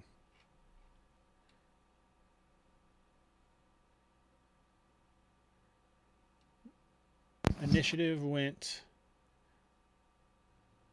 Randolph attacked. Rescue. Fumbled. Loreena. Luck check. It attacked. Initiative, I attacked, then I took damage. From your Oh yeah, we missed the initiative. Yeah, I gave you an attack. But I don't Yeah, think what happened? Marika attacked. Marika attacked. Yeah, So- we had Randolph went first and last on our team. Yeah, Marika should go now. You can skip Rolled a that, 90. Randolph.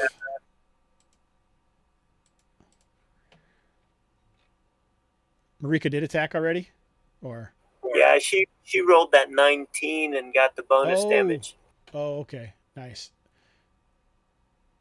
Oh, okay. So it never it did attack, right? The 16 and did 2 points of damage. Okay. Yes, So we should roll initiative is what you're saying.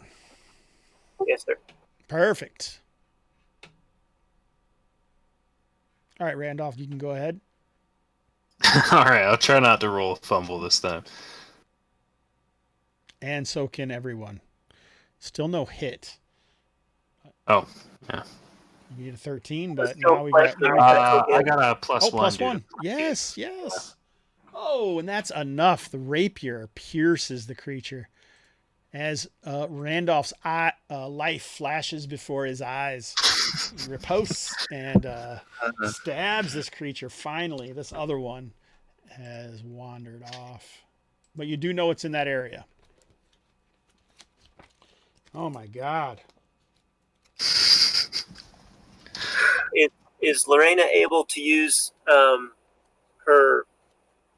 I can't remember what we decided on the apothecary. If that would allow her to analyze the poison or anything like that. So I'm pretty sure the is the apothecary for the healing kit. Isn't that what we figured out? Like if you look up healing kit, you have to have apothecary or you cannot use it, right?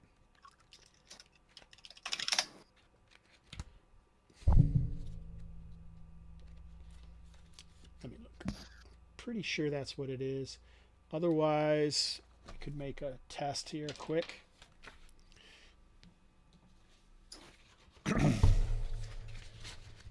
That does sound familiar. I'm just checking it.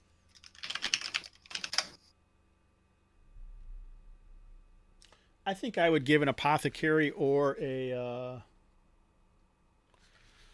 If the wilderness party member lore. has the apothecary skill and a healer's kit, each character recovers a bonus 1d4 hit points after a long rest. Additionally, tending with the apothecary skill allows the character to roll with advantage for injury recovery times. Finally, an apothecary may be able to delay the onset or reduce the severity of poison and disease at the GM's discretion. Each use of the apothecary skill in this manner consumes one use of the healer kit's supplies, bandages, healing herbs, poultices, and salves, etc.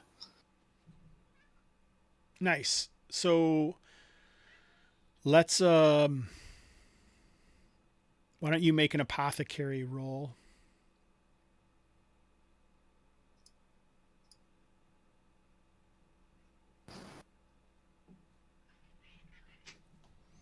I have to look at her inventory. She may have to be doing it with stuff she finds in nearby.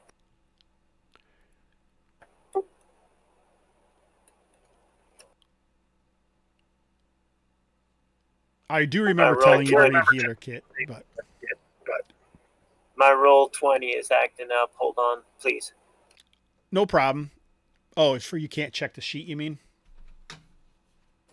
It was just freaking out. I needed to give it a second.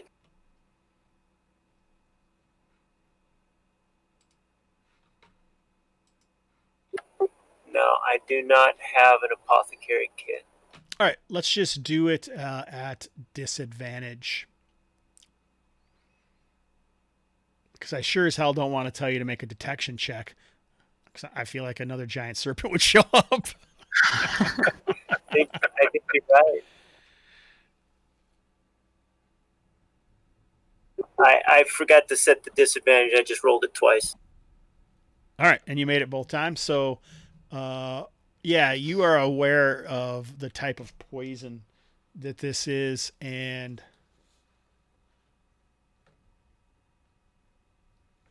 it says you can stop the onset or stop it from happening at all. Which was it?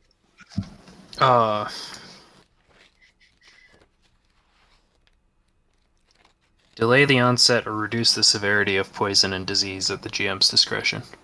All right, so I feel like you're probably trying to suck out the poison, and you're putting like some calendula and plantains on it to try and draw the poison out. And we'll say that roll a d3.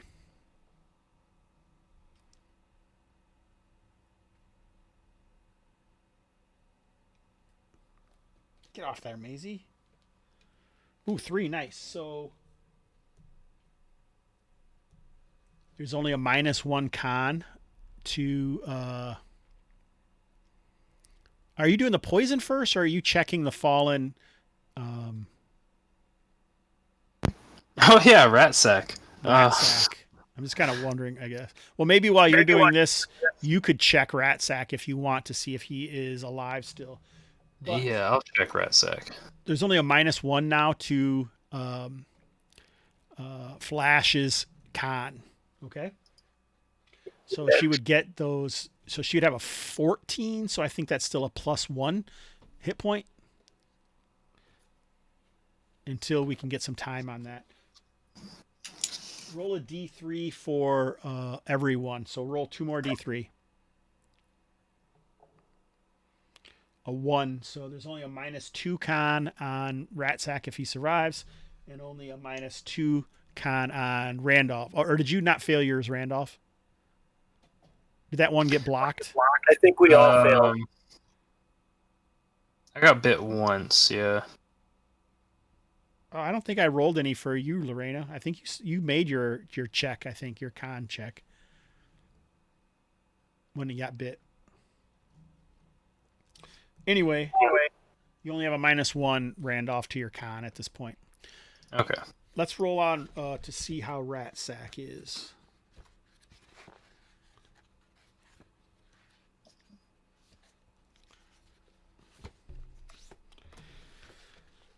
That'll be a I'm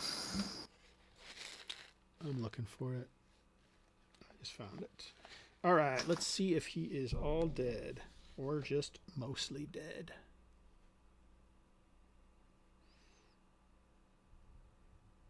When you roll the body,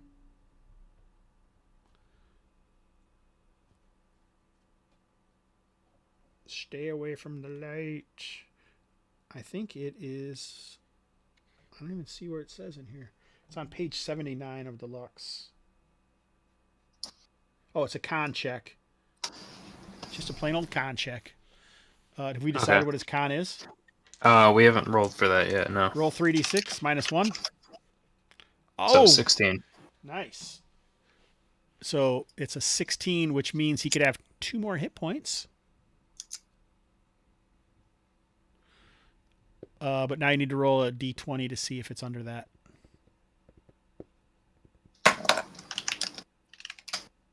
It is. Roll another d20. 15.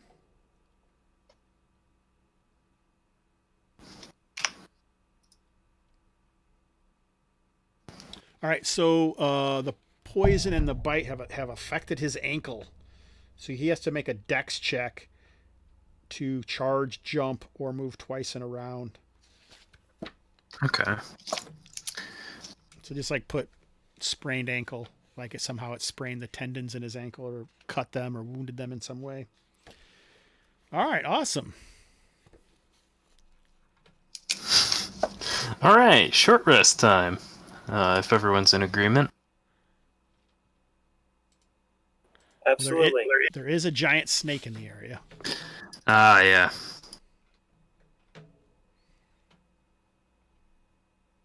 So where would you like to go for your short rest?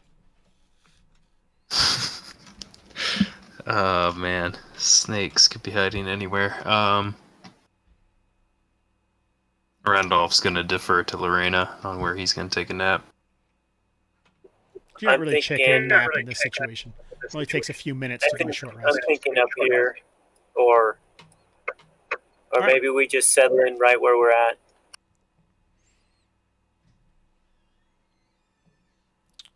All right, sounds good. Which is it, I guess? Move your sheets or don't move your characters? Randolph's all good with moving up there. All right. Go ahead and head up there.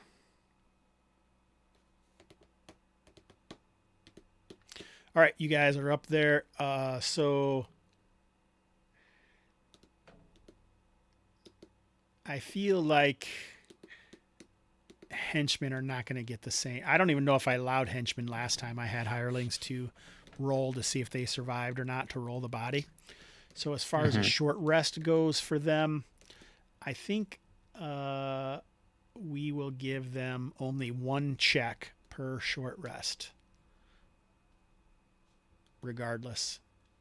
Okay. They don't have. You want us they don't to have the bonuses of a full character.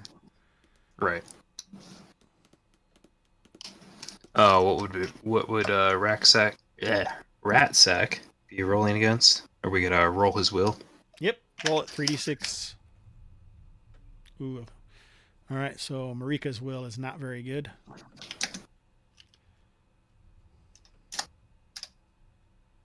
So his will is a 12. So that's just a 0. So what's Marika checking, Ainvar? I'm thinking probably hit points. All right. Doesn't get it.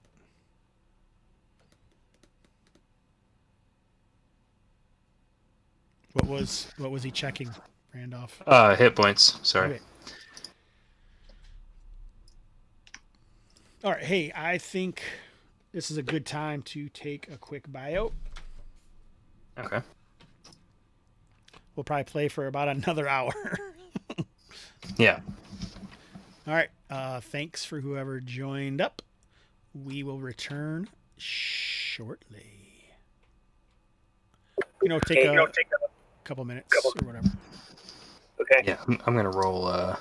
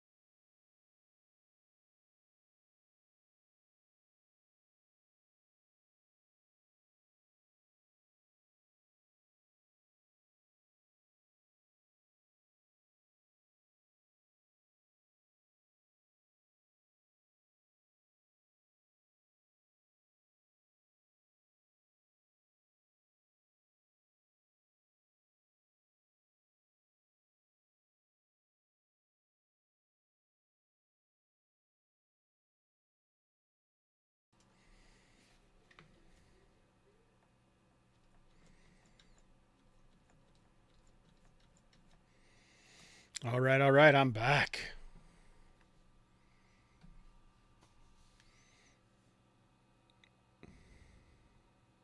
Ainvar, are you there?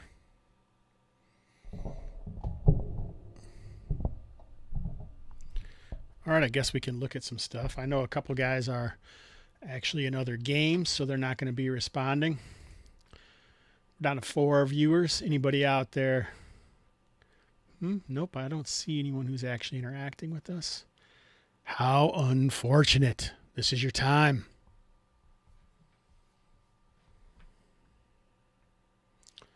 And I'm back. All right.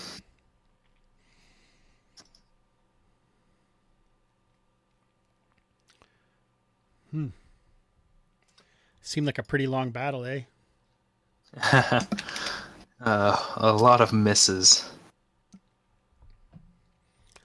But in reality, when you think you just fought 5 hit dice monsters with no fatalities, pretty good. Yeah. Something to remember that encounters are not balanced in this game. So and the chances of getting anything of value from giant snakes that just seem to have moved in. Maybe something in the weeds somewhere, something they killed, but probably not great. So personally, I think flashbangs and flee and wait them out or try and draw them out is the way to go. Or go around them or something. Yeah. I don't know. That's just my thought. But you guys get I'm gonna start packing bear traps and baiting the wildlife into them. That might take a little while. Well, you know, if we get away from them in the first place, then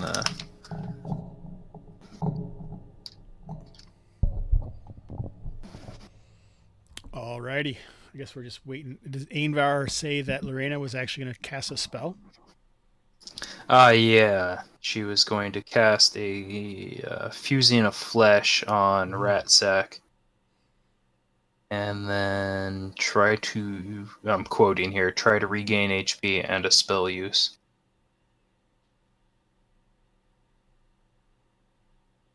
Sorry, I'm back. Okay.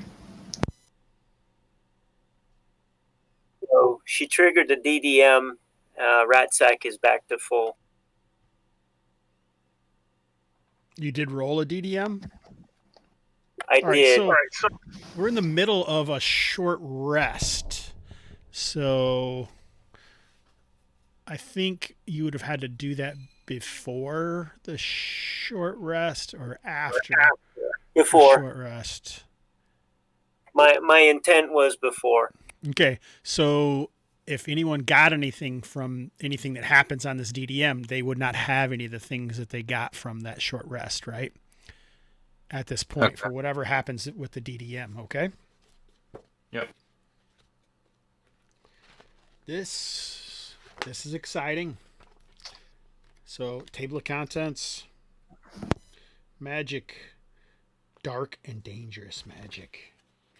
83. All right.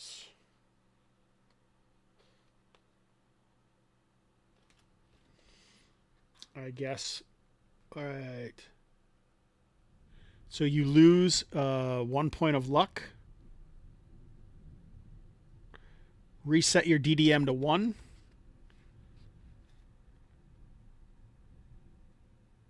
Where did you roll? Where did you roll the DDM?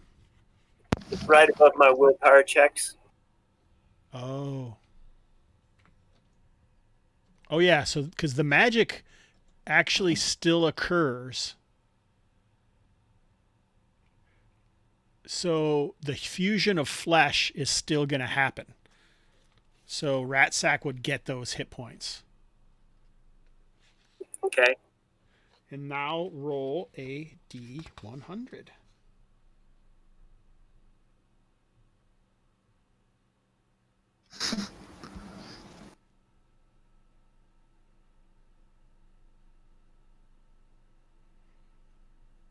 Right in the middle.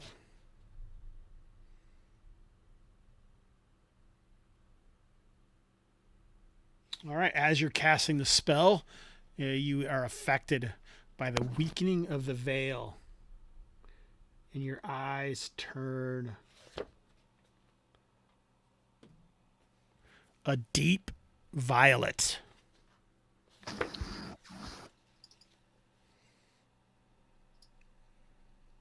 That's it. That's all that happens. If Loreena wants to test her fate again, Randolph could use some help too. I'm assuming will checks we made before are still they still apply here. Yes, yes. All the stuff that happened is good. Yeah. Randolph failed all his will checks.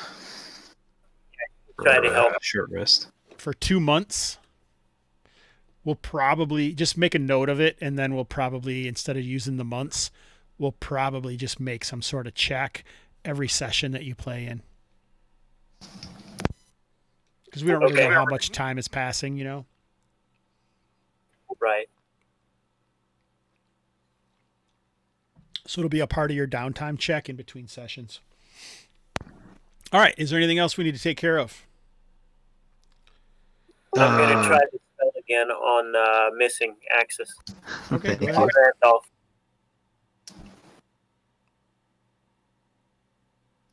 My only goal this session is to survive.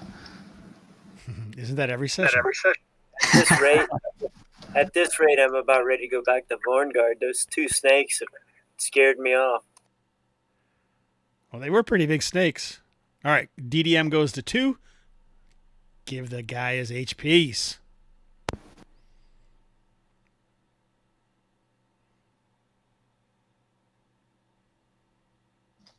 Nice. All right. Randolph's back up in action.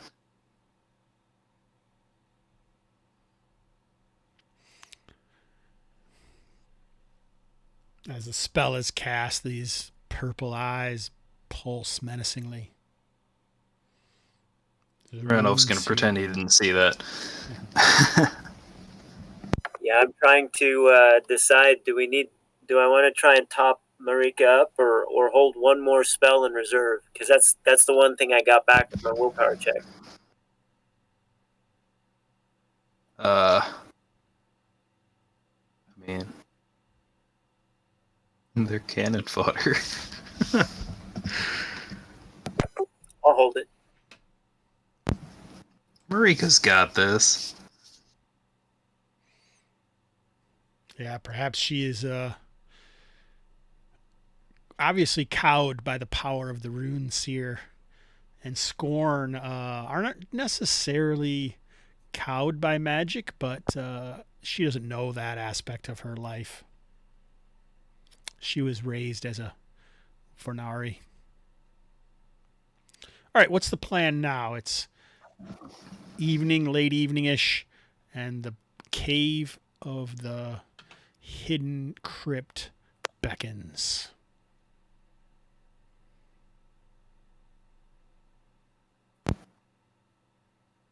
Light a torch. Loreena's carrying it. That's fine. Is that who is or no? I'm basically just asking, I guess. All right. She has a lantern. She's going to get the oil and light the lantern. All right. Randolph's going to switch out his whip for his gauntlet sword. Okay. But other than that, he's ready. All right. Well, let's go.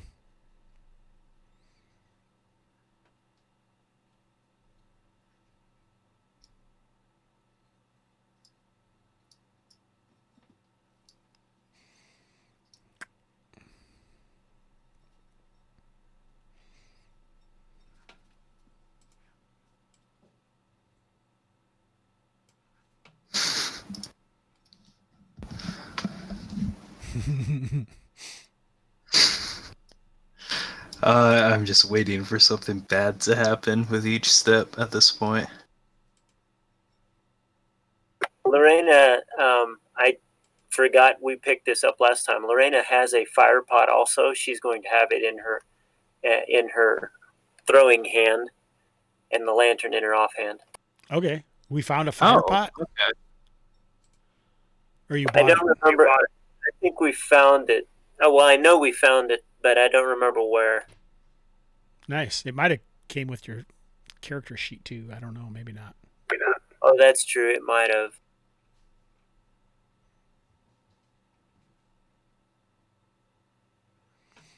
Alrighty.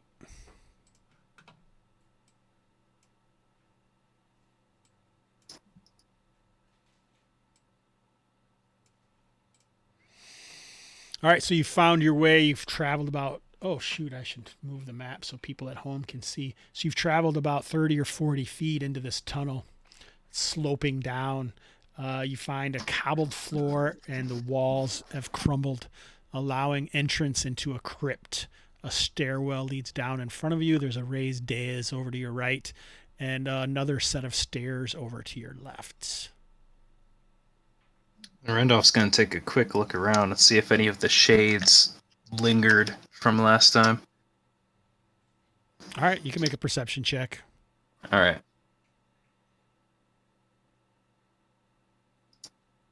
Fumble! Oh, would this be affected by... Nah, it doesn't matter when.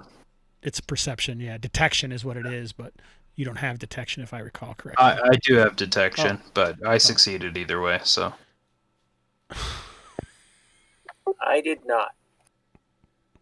I didn't even hear you. You should say what you're going to do before you just roll, just in case. I would prefer people to talk about it because I still run it like an old school game. So neither of you guys spot any shades. All right. Randolph will nudge Ratsack forward confidently.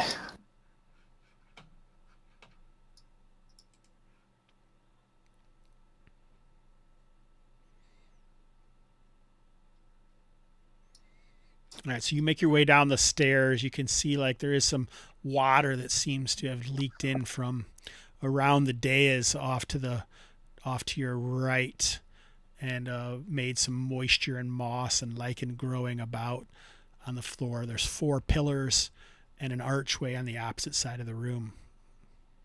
About 10 feet wide archway, so it's pretty big.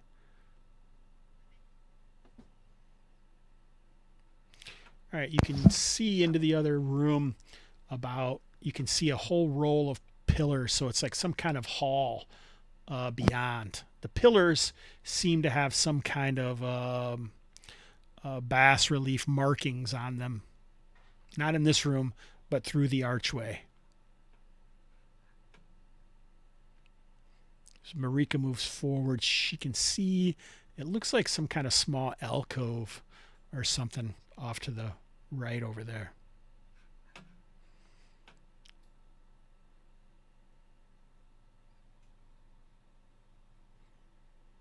So it looks like it's a long hall that's about 20 to 30 feet wide, with a row of pillars down the center that seem to get progressively better and ornately decorated.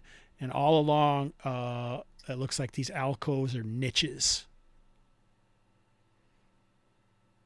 Is there anything in the niches?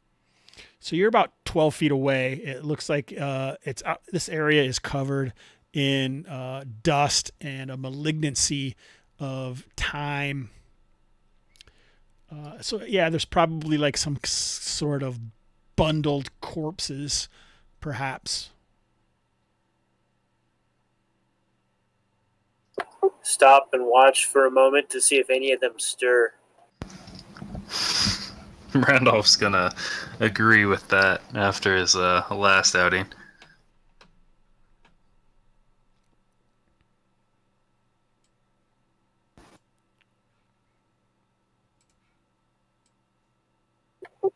If we're seeing no motion, do we proceed?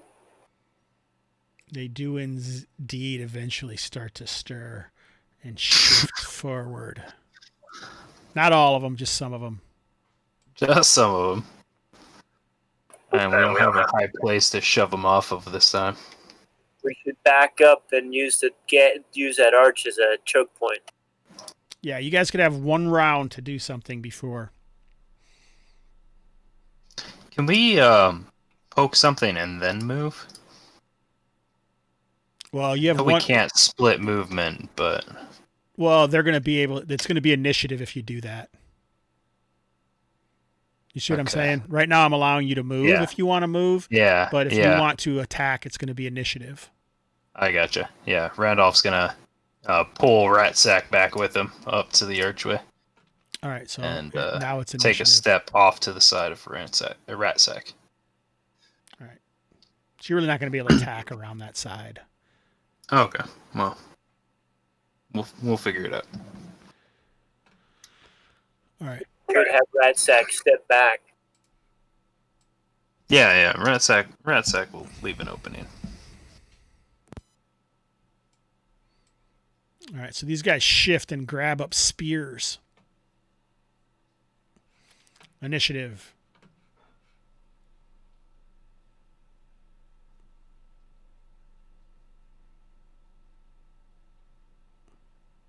Man, Loreena. All right, so it looks like Ratsack and Randolph can make an action. They don't seem like they come through the arch, but they are close enough to stab with spears through there. Yeah, Ratsack's gonna take a poke at the one dead across from him with the All right. spear. And miss. Misses. And Randolph will prepare an action to attack whatever comes through the archway. Okay. That'll be it. All right, so nothing is going to come out, but they do have spears which have reach. So looks like they can attack Ratsack and then 2 on Marika.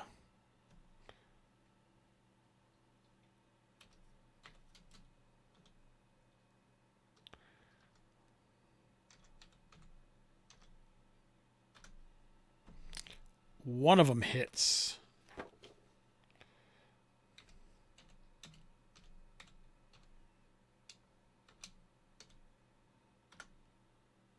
Whoa, what the shit? I got an F in there somehow. Fudge dice.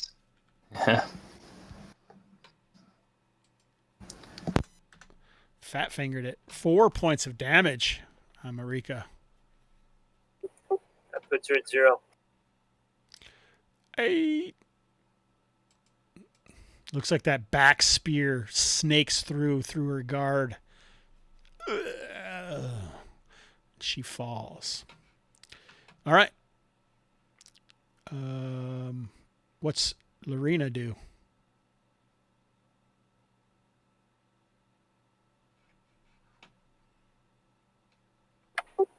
There's a fire pot. You've looked at this, Randall. Does the fire pot have splash damage, or is it just a single target? Give me just a second here. I've got the page up. I just gotta find the blurb about it. It's a 5-foot radius causing 1d6 fire damage and creating a thick cloud of smoke which causes a 33% miss chance and disperses after 1 round. Also, things catch on fire if they're combustible in the area. So, essentially a single target attack. Okay, she's going to try and chuck it at this one in the back row. All right. Sounds like a missile weapon attack.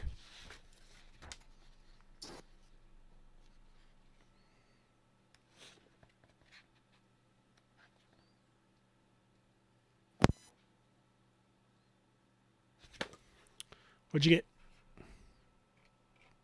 Oh, nice. So a 19.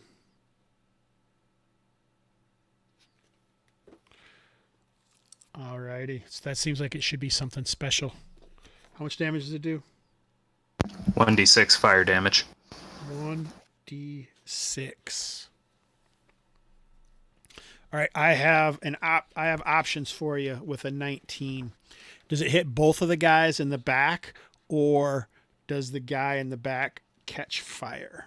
So you can catch one on fire, or you can do this D6 to both of them. Your choice. Does the first one still catch fire? No, there's going to be no catching fire, or it would be like a chance. Yeah, so it'll either hit the ground and manage to splash both of them, or it will hit one head on.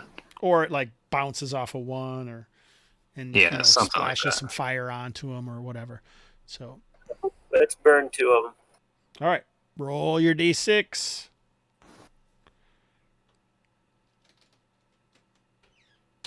Please roll a 6. Oh, 4. All right, yeah. So basically, the one seems to like put up an arm, and it knocks the fire pot, so it hits both of them. They both catch on flames, stumbling around, lighting the whole area brightly with their flaming, animated corpses.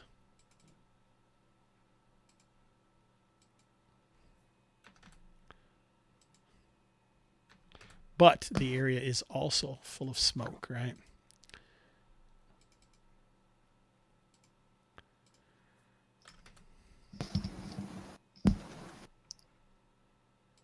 Yeah, the rules aren't specific about how far that smoke cloud travels.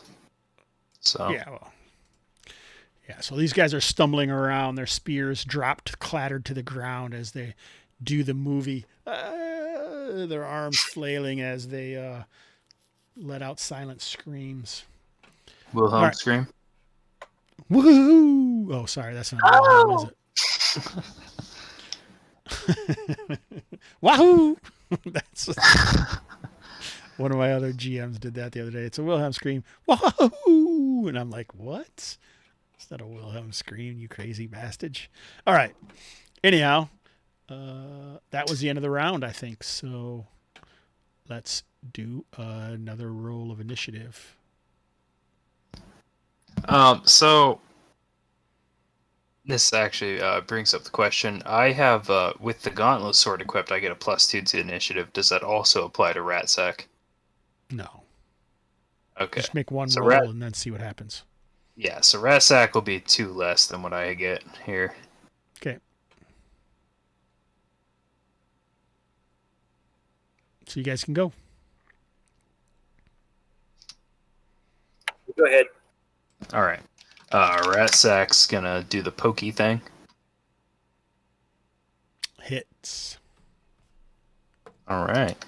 So that's 1d6 plus 1. Nice. All right. All right. So Ratsack is using a piercing weapon.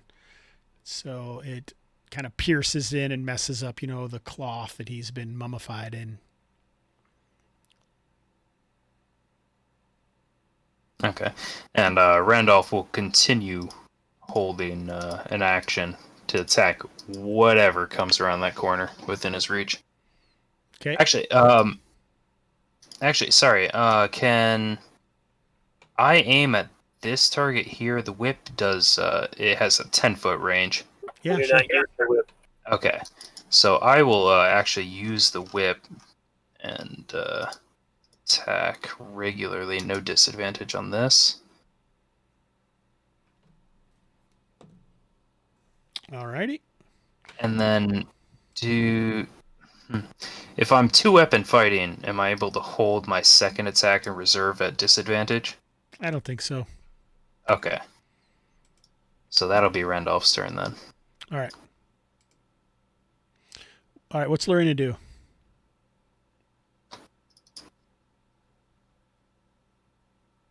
She's going to shift her position.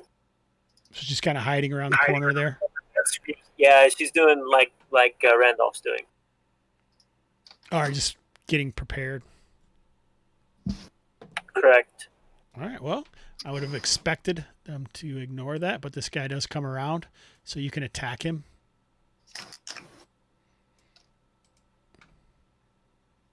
He does not like Loreena. Oh, but she hits him.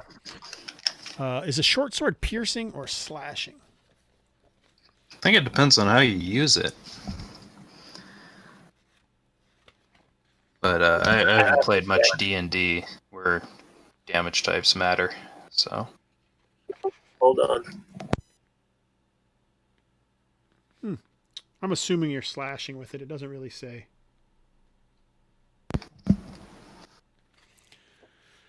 So with the added bit, this actually destroys it. Nice. A little bit of whip action helped out. All right. The other one attacks rat sack, I mean. rat snake. All right. Oh, he hits him. Yeah.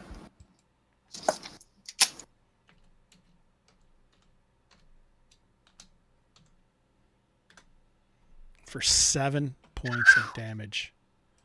All right. Ouch.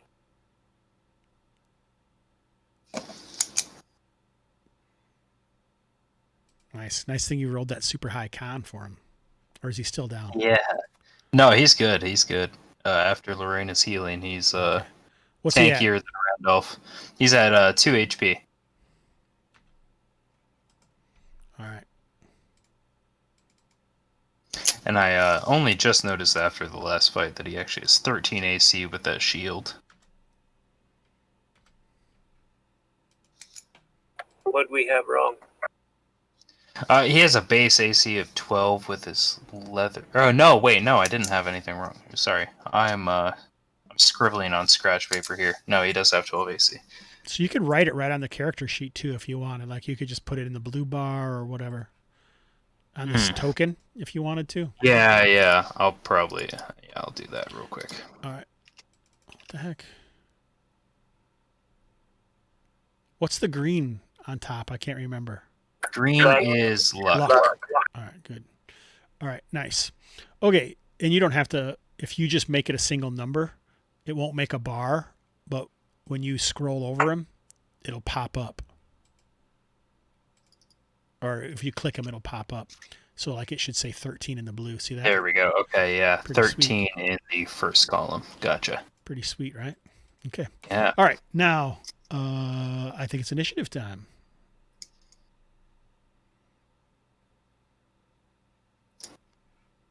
And Rat Sack's at a 16. The fire quickly goes out, darkening the area beyond. Nice. So it looks like Randolph. Yeah, can allies attack through, if they have a reach weapon, are they able to attack through friendly squares? Or tiles? Yes. Or okay. Yeah, Randolph's gonna interpose himself between Ratsack and the remaining beast. And then he will attack Rapier, Regular, and Gauntlet Sword at disadvantage. And that's a fumble. Oh, no, not again.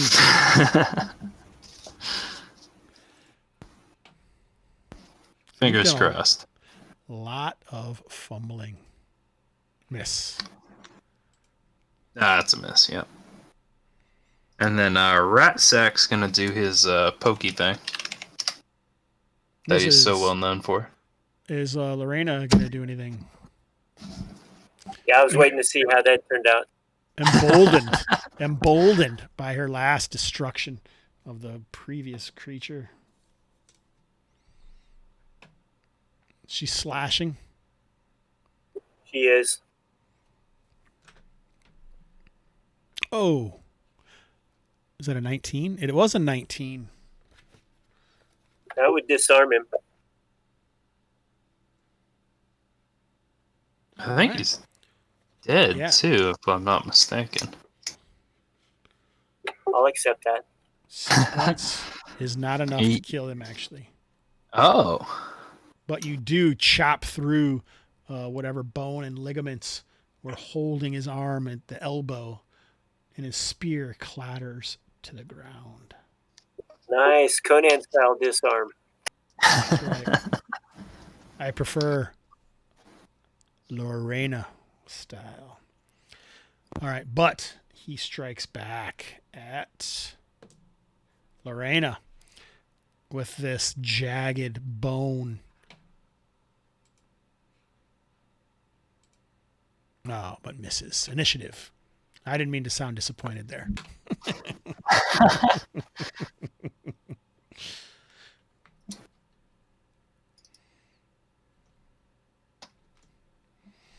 All right, great success, Randolph.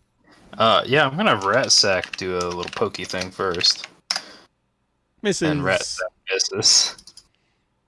I'm not doing too good on the hitting things part, but Rapier and Gauntlet Sword at disadvantage. Critical. So the Rapier does max damage. So instead of 1 point, I will actually give you 2 points, which is enough to finish it off.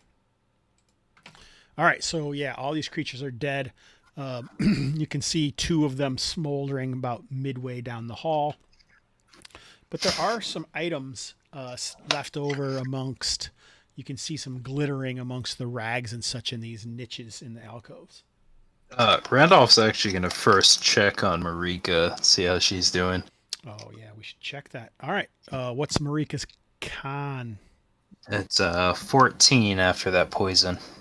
All right, so why don't you make a con check, Loreena? Oh, sorry. Yeah, Loreena should do that. She's controlling Marika. Yep. Marika? I got carried away. I have it all written down, so. Oh, too bad. It looks like the stab was indeed fatal for Marika.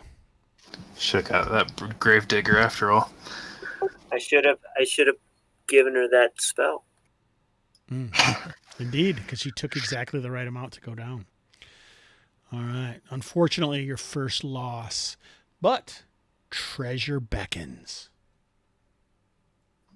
So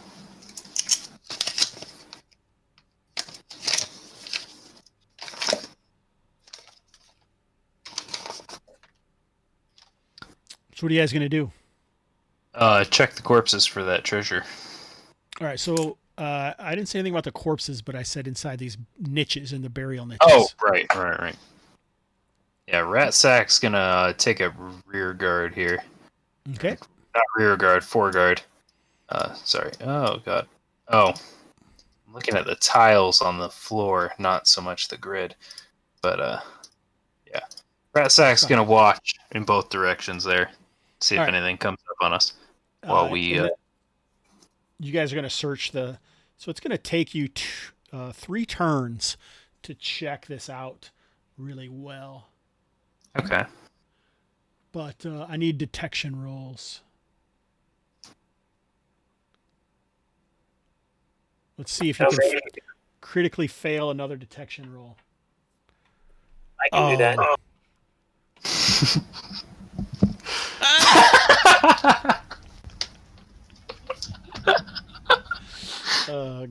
Does a snake fall out? No, but that would be like a cool way to see if a trap gets set off or something. All right, so you find various bits of small jewelry and ancient coin worth 40 gold pieces, as well as a 3-inch brass sphere emblazoned with a rope pattern going around it that seems to be made out of platinum that you think might be worth 100 gold pieces.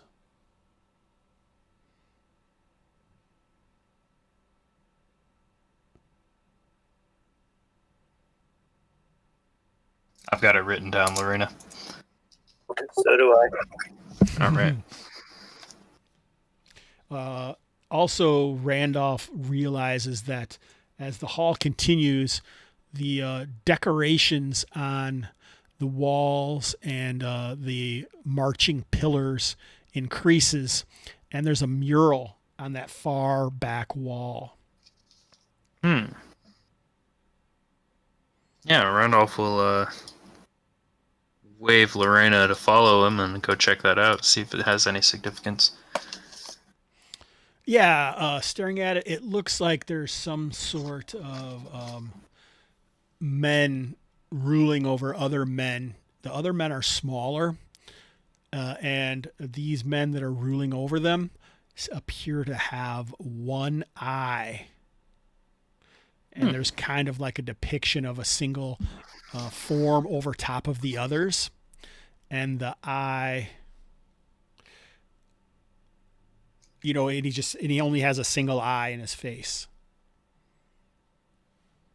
The big guy too, you said? Mm-hmm. Yeah. So there's a larger one over the larger ones with a single eye? Yeah, it's kind of like you have a mural of these they're smaller, right, depictions, and they're ruling over the others, like maybe, and there's probably some other murals around the room in those flat areas in between the niches, like maybe like there's people cutting down the crops, and then over top of the crops are these larger ones, you know, dressed in finer clothes, like wearing togas or something, where the other ones might only have no clothes or just like a loincloths or something. And it's probably a much more primitive looking work, more, you know, not as much as like caveman, but it is like but then at the very end, you know, there's probably a scene maybe where you can see men fighting, you know, an elephant, but with the men is a larger guy, and then like overseeing it, almost like a god looking down on him, is a large figure with a single eye. To clarify, the smaller men, so you've mentioned there's the huge guy with one eye, the large guys with one eye. Do the smallest guys have also one eye, or No. are they? Nope, they have two eyes. Okay, so we got Cyclops ruling over men as we know them, or as we can identify them. Gotcha. Do you make anything of this, Loreena? It certainly is deserving of some thought.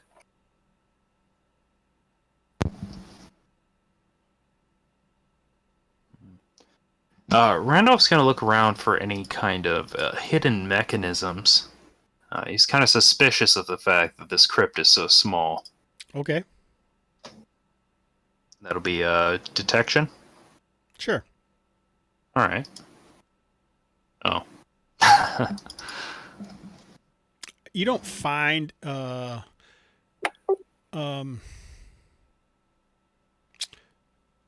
you think that you're indeed correct, that there must be some sort of door, but you don't see a way to open it.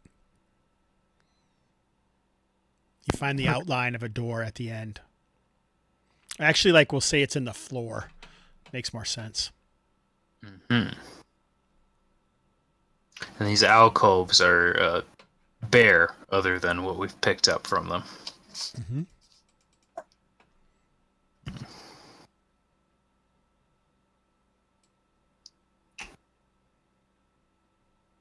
Is there anything interesting?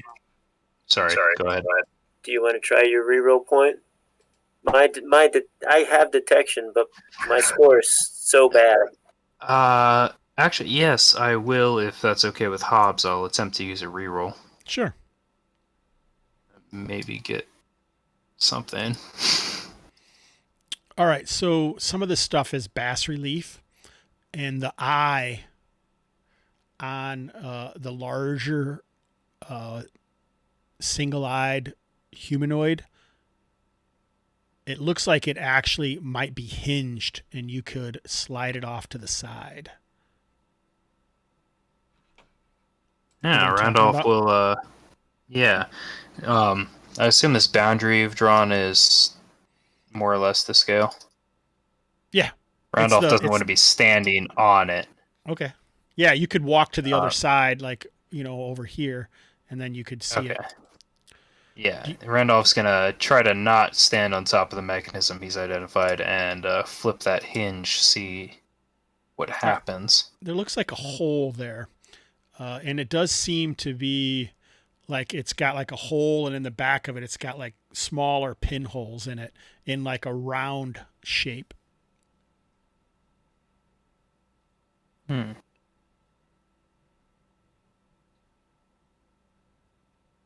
It's the same size as the orb?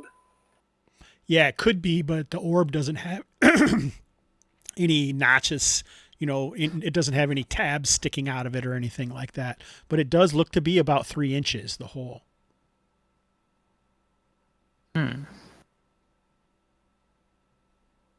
We picked up.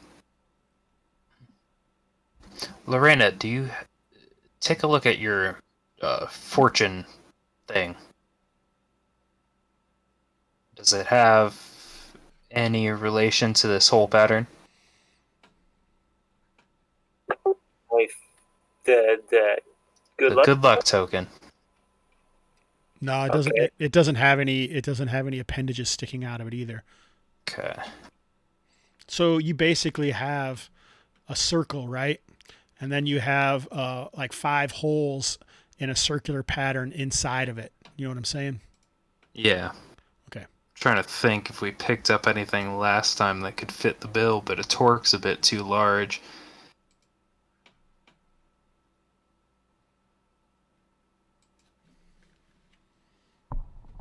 Nothing is coming to mind. Yeah, and I don't have a thieves kit to prod the holes. Randolph's gonna make his way back to, Lorraine's got the torch. How about we check out the sarcophagus and the dais we checked out last time? Yes. Rat sack, watch the door.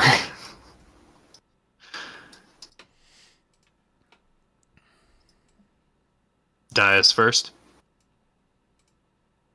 Seem to recall the sarcophagus had a couple nasties in it. I'm sorry, which way do you want to go? So that's what is that what you're envisioning?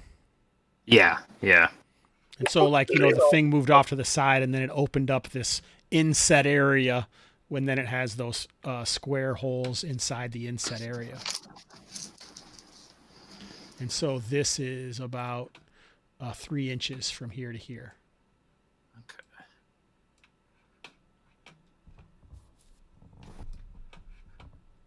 Kind of like those. I don't know, Hobbs. Have you encountered those kind of circular toolbox keys? I got the little protrusions off to the side, except in this case, it would be projected forward. I don't know exactly what you're talking about. Yeah. Sorry, I don't know if you're the handyman kind of guy. I do handyman work. I am in the service industry, but I don't use that. I don't have a toolbox like that because I travel in my van or whatever. I gotcha.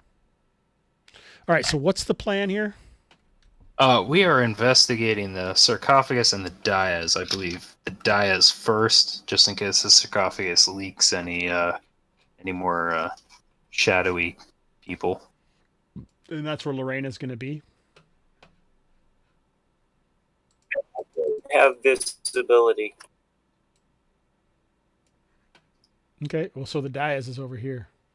Yeah. She'd have to go up the stairs, blah, blah, blah, come around and look. All right, so yeah, Randolph, this is the spot where someone took that lamp that was in the center of that dais. Yeah.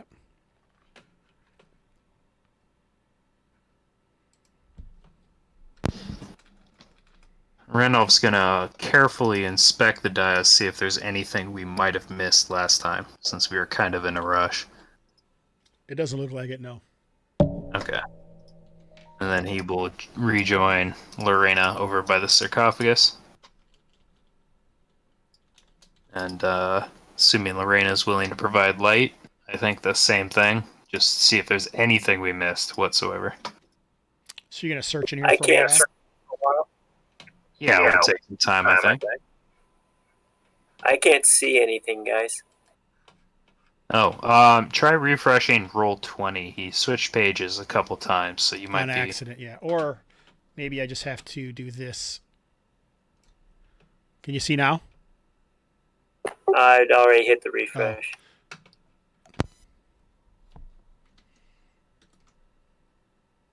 It's coming. Sorry about that. It was an accident. I was trying to just get you guys to hear instead of I put you in the wrong spot. That's all right. So as you guys are searching around in here,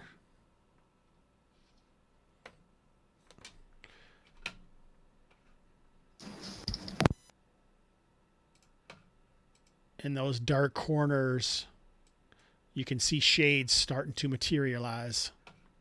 That's my signal to leave. Again.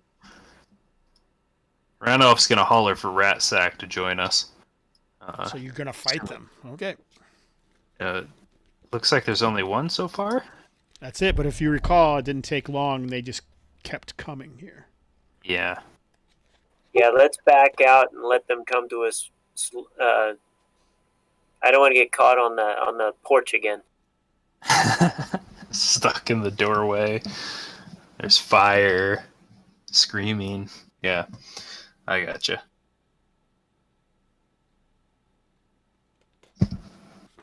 Yeah, Randolph will follow her. And assuming Ratsack can move as well. Yeah, Randolph's he could be going to get wherever. Ratsack in position. Oh, we'll put him right there. Put him right here. All right, as you guys move back, it starts coming towards you out of the area. So what do you want to do? Are you guys all going to prepare to attack it? Yeah. I wish to run. You want to say let's run? Randolph's going to hold his ground until he's sure that we can't win. That's fine. She draws her sword. All right, so you guys can make some. You guys can go ahead and make attacks as it moves in here. All right. I guess you could go with your whip. Loreena can't attack. Ratsack can attack though, as it moves after it kind of just floats down. Yeah, I don't have my whip equipped. Ratsack will make an attack. Misses. Yep.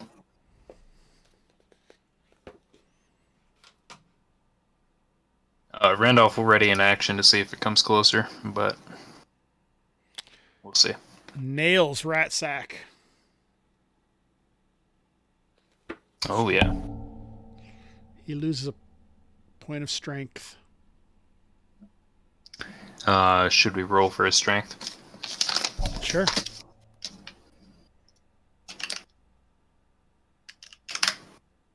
An 11, which is now a 10. Okay, so he's at 10. All right, let's roll for initiative. It probably makes more sense that it's here. It can be here too, whatever, I don't care. Loreena. All right, so what does Randolph do?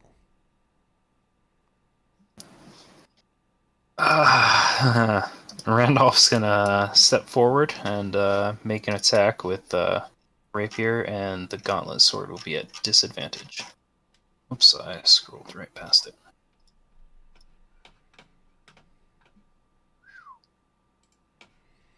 All right, so one of them is 9 points. Nice.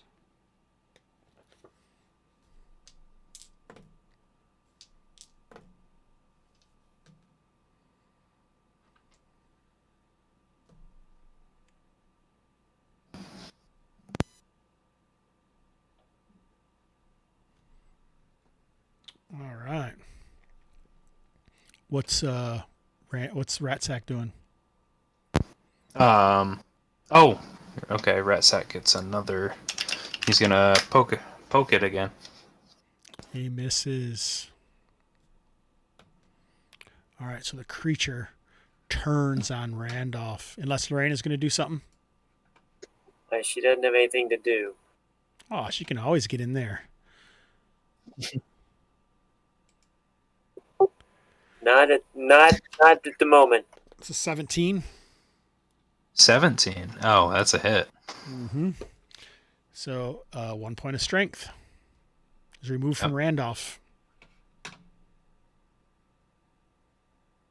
And damage? Oh, you're at disadvantage. No, it doesn't do any damage. Oh, okay. Oh, yeah, it does. I messed up here. My bad. So here's how much Ratsack takes. 4 points on Rat Sack. So I forgot to roll damage last time. Right, okay. Rat Sack's down. Or wait, no. Rat Sack. Oh yeah, red. Yes. Randall, Rat Sack set. Yeah. So now you take 2 points of damage. All right. And then you lost the point of strength as well. Yeah. The chilling energy, necromantic, drains. You can see as your lifeblood is sucked into this thing's shadowy arms. Life energy, lifeblood, life energy. Yeah. All right. Loreena was not going to do anything. Well, it's this since Ratsack has fallen, she's going to step forward and try to grab him by the scruff of the neck and drag him out. All right, I'll allow that. Let's make his con check right now, then. You can just drag him out where you were, yeah. Oh, no, that's supposed to be after the game, isn't it? Oh, we'll wait until the combat. I think it's... Ugh. I don't want to say anything and be wrong, but I think it's just whenever anyone checks on whether they're the other character's alive, spending their turn doing it or after combat. He won't wake up until 3 minutes, so... Yeah. After the fight, so if the adventurer's body is able to be recovered and examined. Okay. Alrighty. All right, so initiative. No more Rat Sack. All right. What's Loreena doing now? I'll let you check it out, though, if you want to. If you want to see if he's alive, why not? Let's do it. I just changed my mind. Con check. All right, this is against the 16. All right. So Rat Sack is alive. Roll a d20.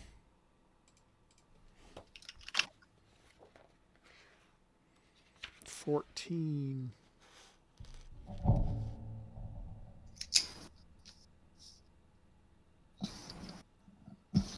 Okay, so the wound from this necromantic energy, it's like a blackish wound that he's taken.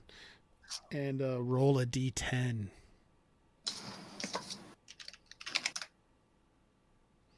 $5. So the wound is seeming to draw energy from him, and he doesn't even really want to wake up. But he is awakened, but he seems dazed and confused. So what that means is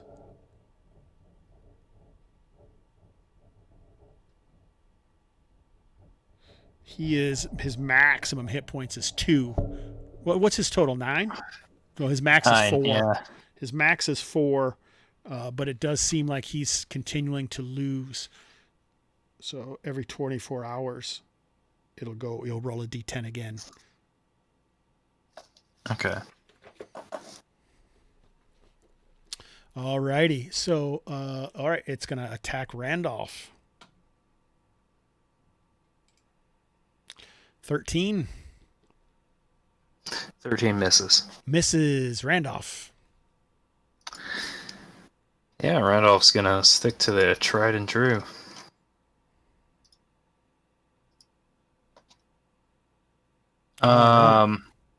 I'm going to use Sure Striking. Once per session, I may improve a normal hit to critical hit or improve normal miss to a normal hit on that second age Gauntlet Sword. All right, nice. So you do 14 points to it, right? Yep. Yeah. All right. So yeah, this double attack. I don't even know why you use that whip, man. This double attack seems to be enough to destroy this thing, and it dissipates into that greasy oil that's left. The whip's the warm-up weapon.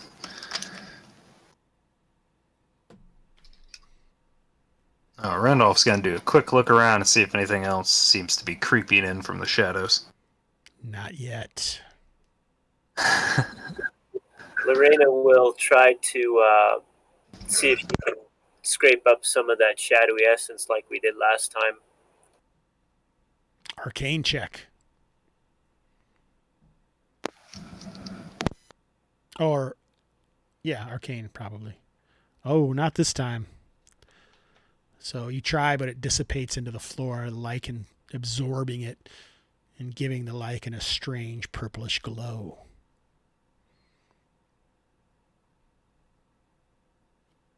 How many spell uses do you have left, Loreena? 1. Well, it's up to you, but I'm at 6 out of 8. A rat sack would be 1 out of 9 right now. 1 out of 4. Or 1 out of 4, yes. He seems unwilling to move on. This place, it seems quite dangerous. So you're going to have to start making some checks to see if you can make him keep going, especially in the front. Like, he might stay in the back and stab with a spear, but he's not going to be a front line fighter anymore. Yeah. Never mind, Loreena. Don't bother healing him. Randolph's gonna... Sorry, go ahead. I was going to say, let's get Marika's remains and back out of here and make a plan or decide how to proceed anyways. Well, it is 10:06, so I would say you've gotten close to your 3 hours in. If you plan on getting out, it would probably be a return to Vorngard. Yeah, I was looking at that too. Yeah, I think we have we've at least done a fact-finding mission. I think we've covered the costs for the hirelings at this point. So Randolph's in agreement. We can recover Marika's body and, assuming there's nothing left out in the open, retreat and get out of here. All right. So what was that, Ainvar? Oh, that's cool. All right. So we will say that it is a success.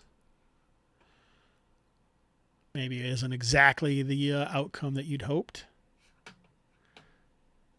Alas, poor Marika. But it is Ratsack who survives. We will get him into the list of henchmen. That's what these other dudes are over here, if you've ever wondered. Old Head and Kiddo. Ratsack can go over there. Oh, those other guys. Gotcha. Yeah. Move over here, and we will put... Oh, Marika's not even in this thing. We can put Marika in the pyre of fallen heroes. Is it too late to hire that gravedigger to give her a proper funeral? Shh. You can do that if you'd like. Yeah. How much SP per GP? 10. 10? Mm-hmm. Yeah.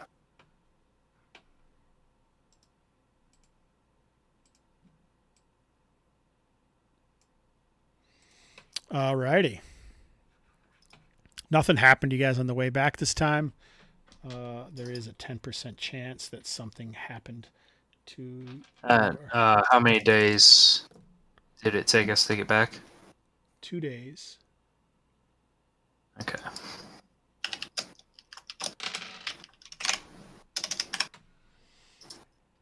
All right, we got Marika in the dead pile up here with the other PCs that have fallen.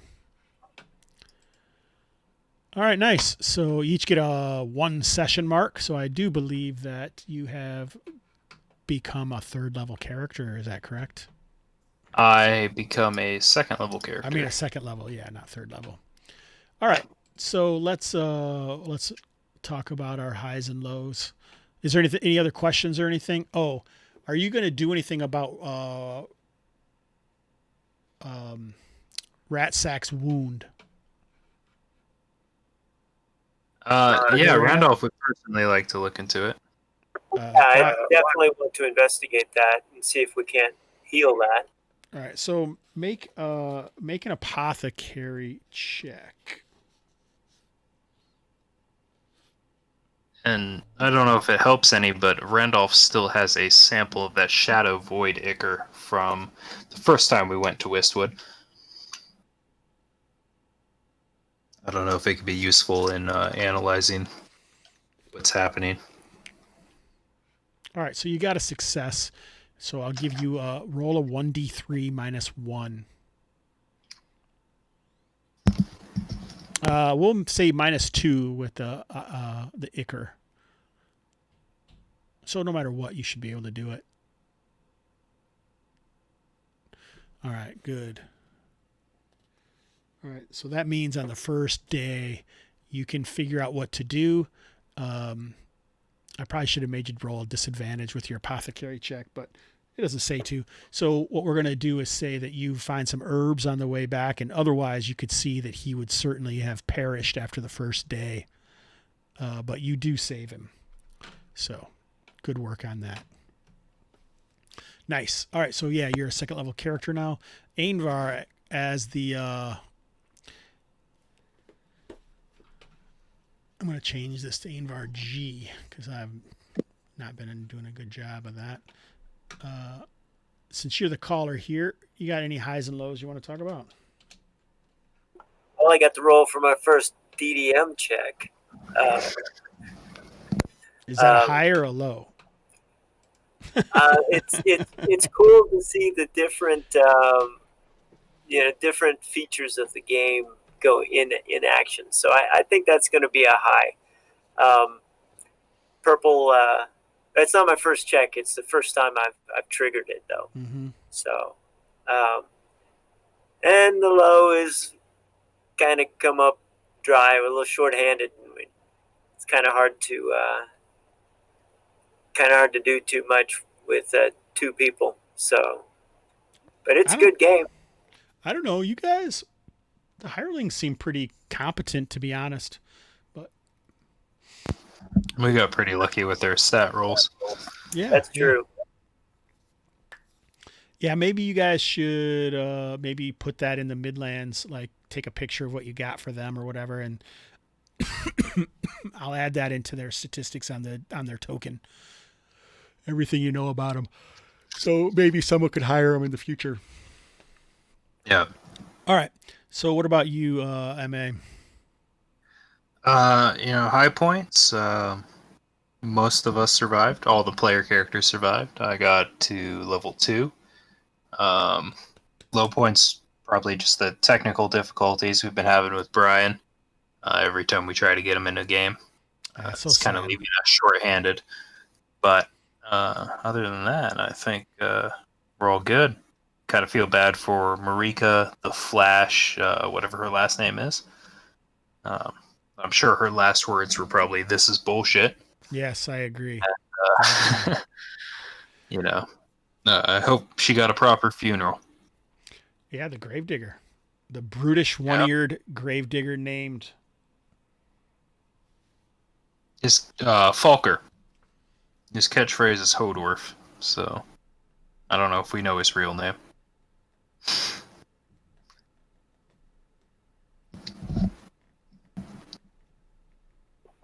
He'd only have a chance of he'd hear you, though.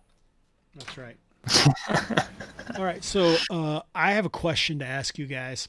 So this is a low fantasy game, supposedly, but you seem to be running into a lot of weird and unnatural things. Does that make it feel less low fantasy to you, or does it more feel like most of the stuff is weird and it's very dangerous, so it gives that sword and sorcery Conan feel?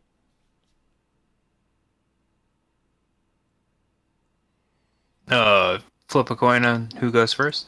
No, just go ahead. I don't think it detracts at all from it being a low fantasy game. I think personally I haven't watched the Conan movies since I was a kid, of course, and I haven't fully read all of Robert what's his name's books. Yeah, the guy who Howard. wrote the Conan books. But I think I think a staple of low fantasy is um, more or less ordinary people with balls of steel going off and fighting things that don't make sense. And I think a part of my enjoyment of this game is trying to figure out how everything pieces together in the end. Whether or not these shades are haunting the crypt, or whether they're some consequence of some past magic, some dark magic that has just lingered in the area or across the world in general. So no, I don't think I don't think it detracts at all from the low fantasy feel. I think with the consequences we've been facing, with the near misses we've had, it ties together nicely. Nice. Another plot hacker. That's what I call that when you're trying to put pieces together and such. What do you think, Ainver? I think seeing conversations with Steve, he called it low fantasy because he was comparing it to the extreme fantasy of 5e. Mm-hmm. And I guess compared to that, it is in my mind it's more of a gritty than the low fantasy isn't it so much for me as it's very gritty. The thing that I like about it in particular is that we're seeing these things that don't make sense, and they're mystical or whatever you want to call it, but they are they can still be brought down with steel. It's not like you have to have a golf bag of different types of swords to fight the things that you're encountering. You don't have to turn and run every time you see something that's not flesh and blood. But it's very gritty. It's very, very dangerous. The choices matter, and it's a lot more down to the roll under skills being and your abilities counting a lot more, rather than the hours you put into designing the character. It's the decisions you make on the field. So I don't think it takes away from it. I think it's just a cool new flavor. All right, cool. So this stuff is my own creation. I'm not using anything from Steve's on this particular stuff. Almost none of the stuff from this West Marches campaign has anything from what Steve. Obviously, the Midlands setting is, so I am using that for like a backdrop. But everything is from me other than that. But the system itself is obviously Steve. And I don't mess with the system very much because the whole purpose of this is really to play this specific game. Obviously, I'm doing something with the rules, making it into a West Marches game. So experience and this downtime stuff is definitely is different. But other than that, no. It's really sad for me as a down point is I know how excited Brian is to play in this game. And it's sad because I see how excited he gets, and then it's got to be a huge letdown, Unfortunately, there's nothing I can really do about it, so we just do the best that we can and go forward. Other than that, I mean, it seemed like it took a long time to fight, but you guys missed a lot in those fights. Yeah. And I think before Ainver got back, I had mentioned that there's always an opportunity to, especially with giant serpents, to not get in that fight, fight the first one and then just get away from it and then try to go around it or something might be my advice. And it may work, it may not. I don't know, because I always use the dice to decide these things. So anyhow, that's what I would say. I like I like the stuff happening. I think I want to tell you now that we're out of there, are you going to sell that orb? I don't know what Loreena's plans were, but I was actually going to see if we could hold on to it and investigate it further, since it seemed to relate to. Since we have an unsolved puzzle in that crypt, I'm a little hesitant about getting rid of anything other than miscellaneous loot. Okay. Opening doors. I actually want to see if the orb is two hemispheres, if they'll pull apart and that kind of thing. So yeah, I don't want to let it go yet. Okay. I was surprised you guys didn't try that there. Maybe it occurred to you later, but it's exactly the right size, and it does indeed pull apart, and it does. One of them has 5 holes, and the other one has 5 small square appendages that look very similar to the orifice that you guys found behind the clasp that Randolph found on that wall. Yeah, it's probably something we figure out once we get back into town and have time to tinker with it more. Yep, and that's exactly 2 hemispheres. It opens on that rope, like, maybe you shift it and then it opens, and then you're like, ah. So yes, you do have back next time. you do have the key. So congratulations on that. Otherwise, I think we will call it a game. Thanks you guys for showing up, and maybe we should. I don't know what we got to do to make people not leave before the game starts on that day, I guess. That was a little weird. But hopefully, I don't know what we got to do. There's really probably nothing we can do about it, but maybe try and get some more people involved and get another game mustered up. That would be exciting. And other than that, I want to thank the guys out there hanging out. Eric Thomas Hunt, Boot Knife, Mark CMG. Who else we got? Cool Dirk. And I think that's it. I know there were some others. Brent Taylor, the man. He's the guy who did the character sheets that we use. So thanks all you guys for being here in the Gamerhood with us. And we will catch you next time. I don't think I have the music keyed up anymore. Let's just act like I played some music. This is a game of imagination after all. There you go. Thanks for joining me on this little trip through Mr. Hobbs' Gamerhood. I said good day.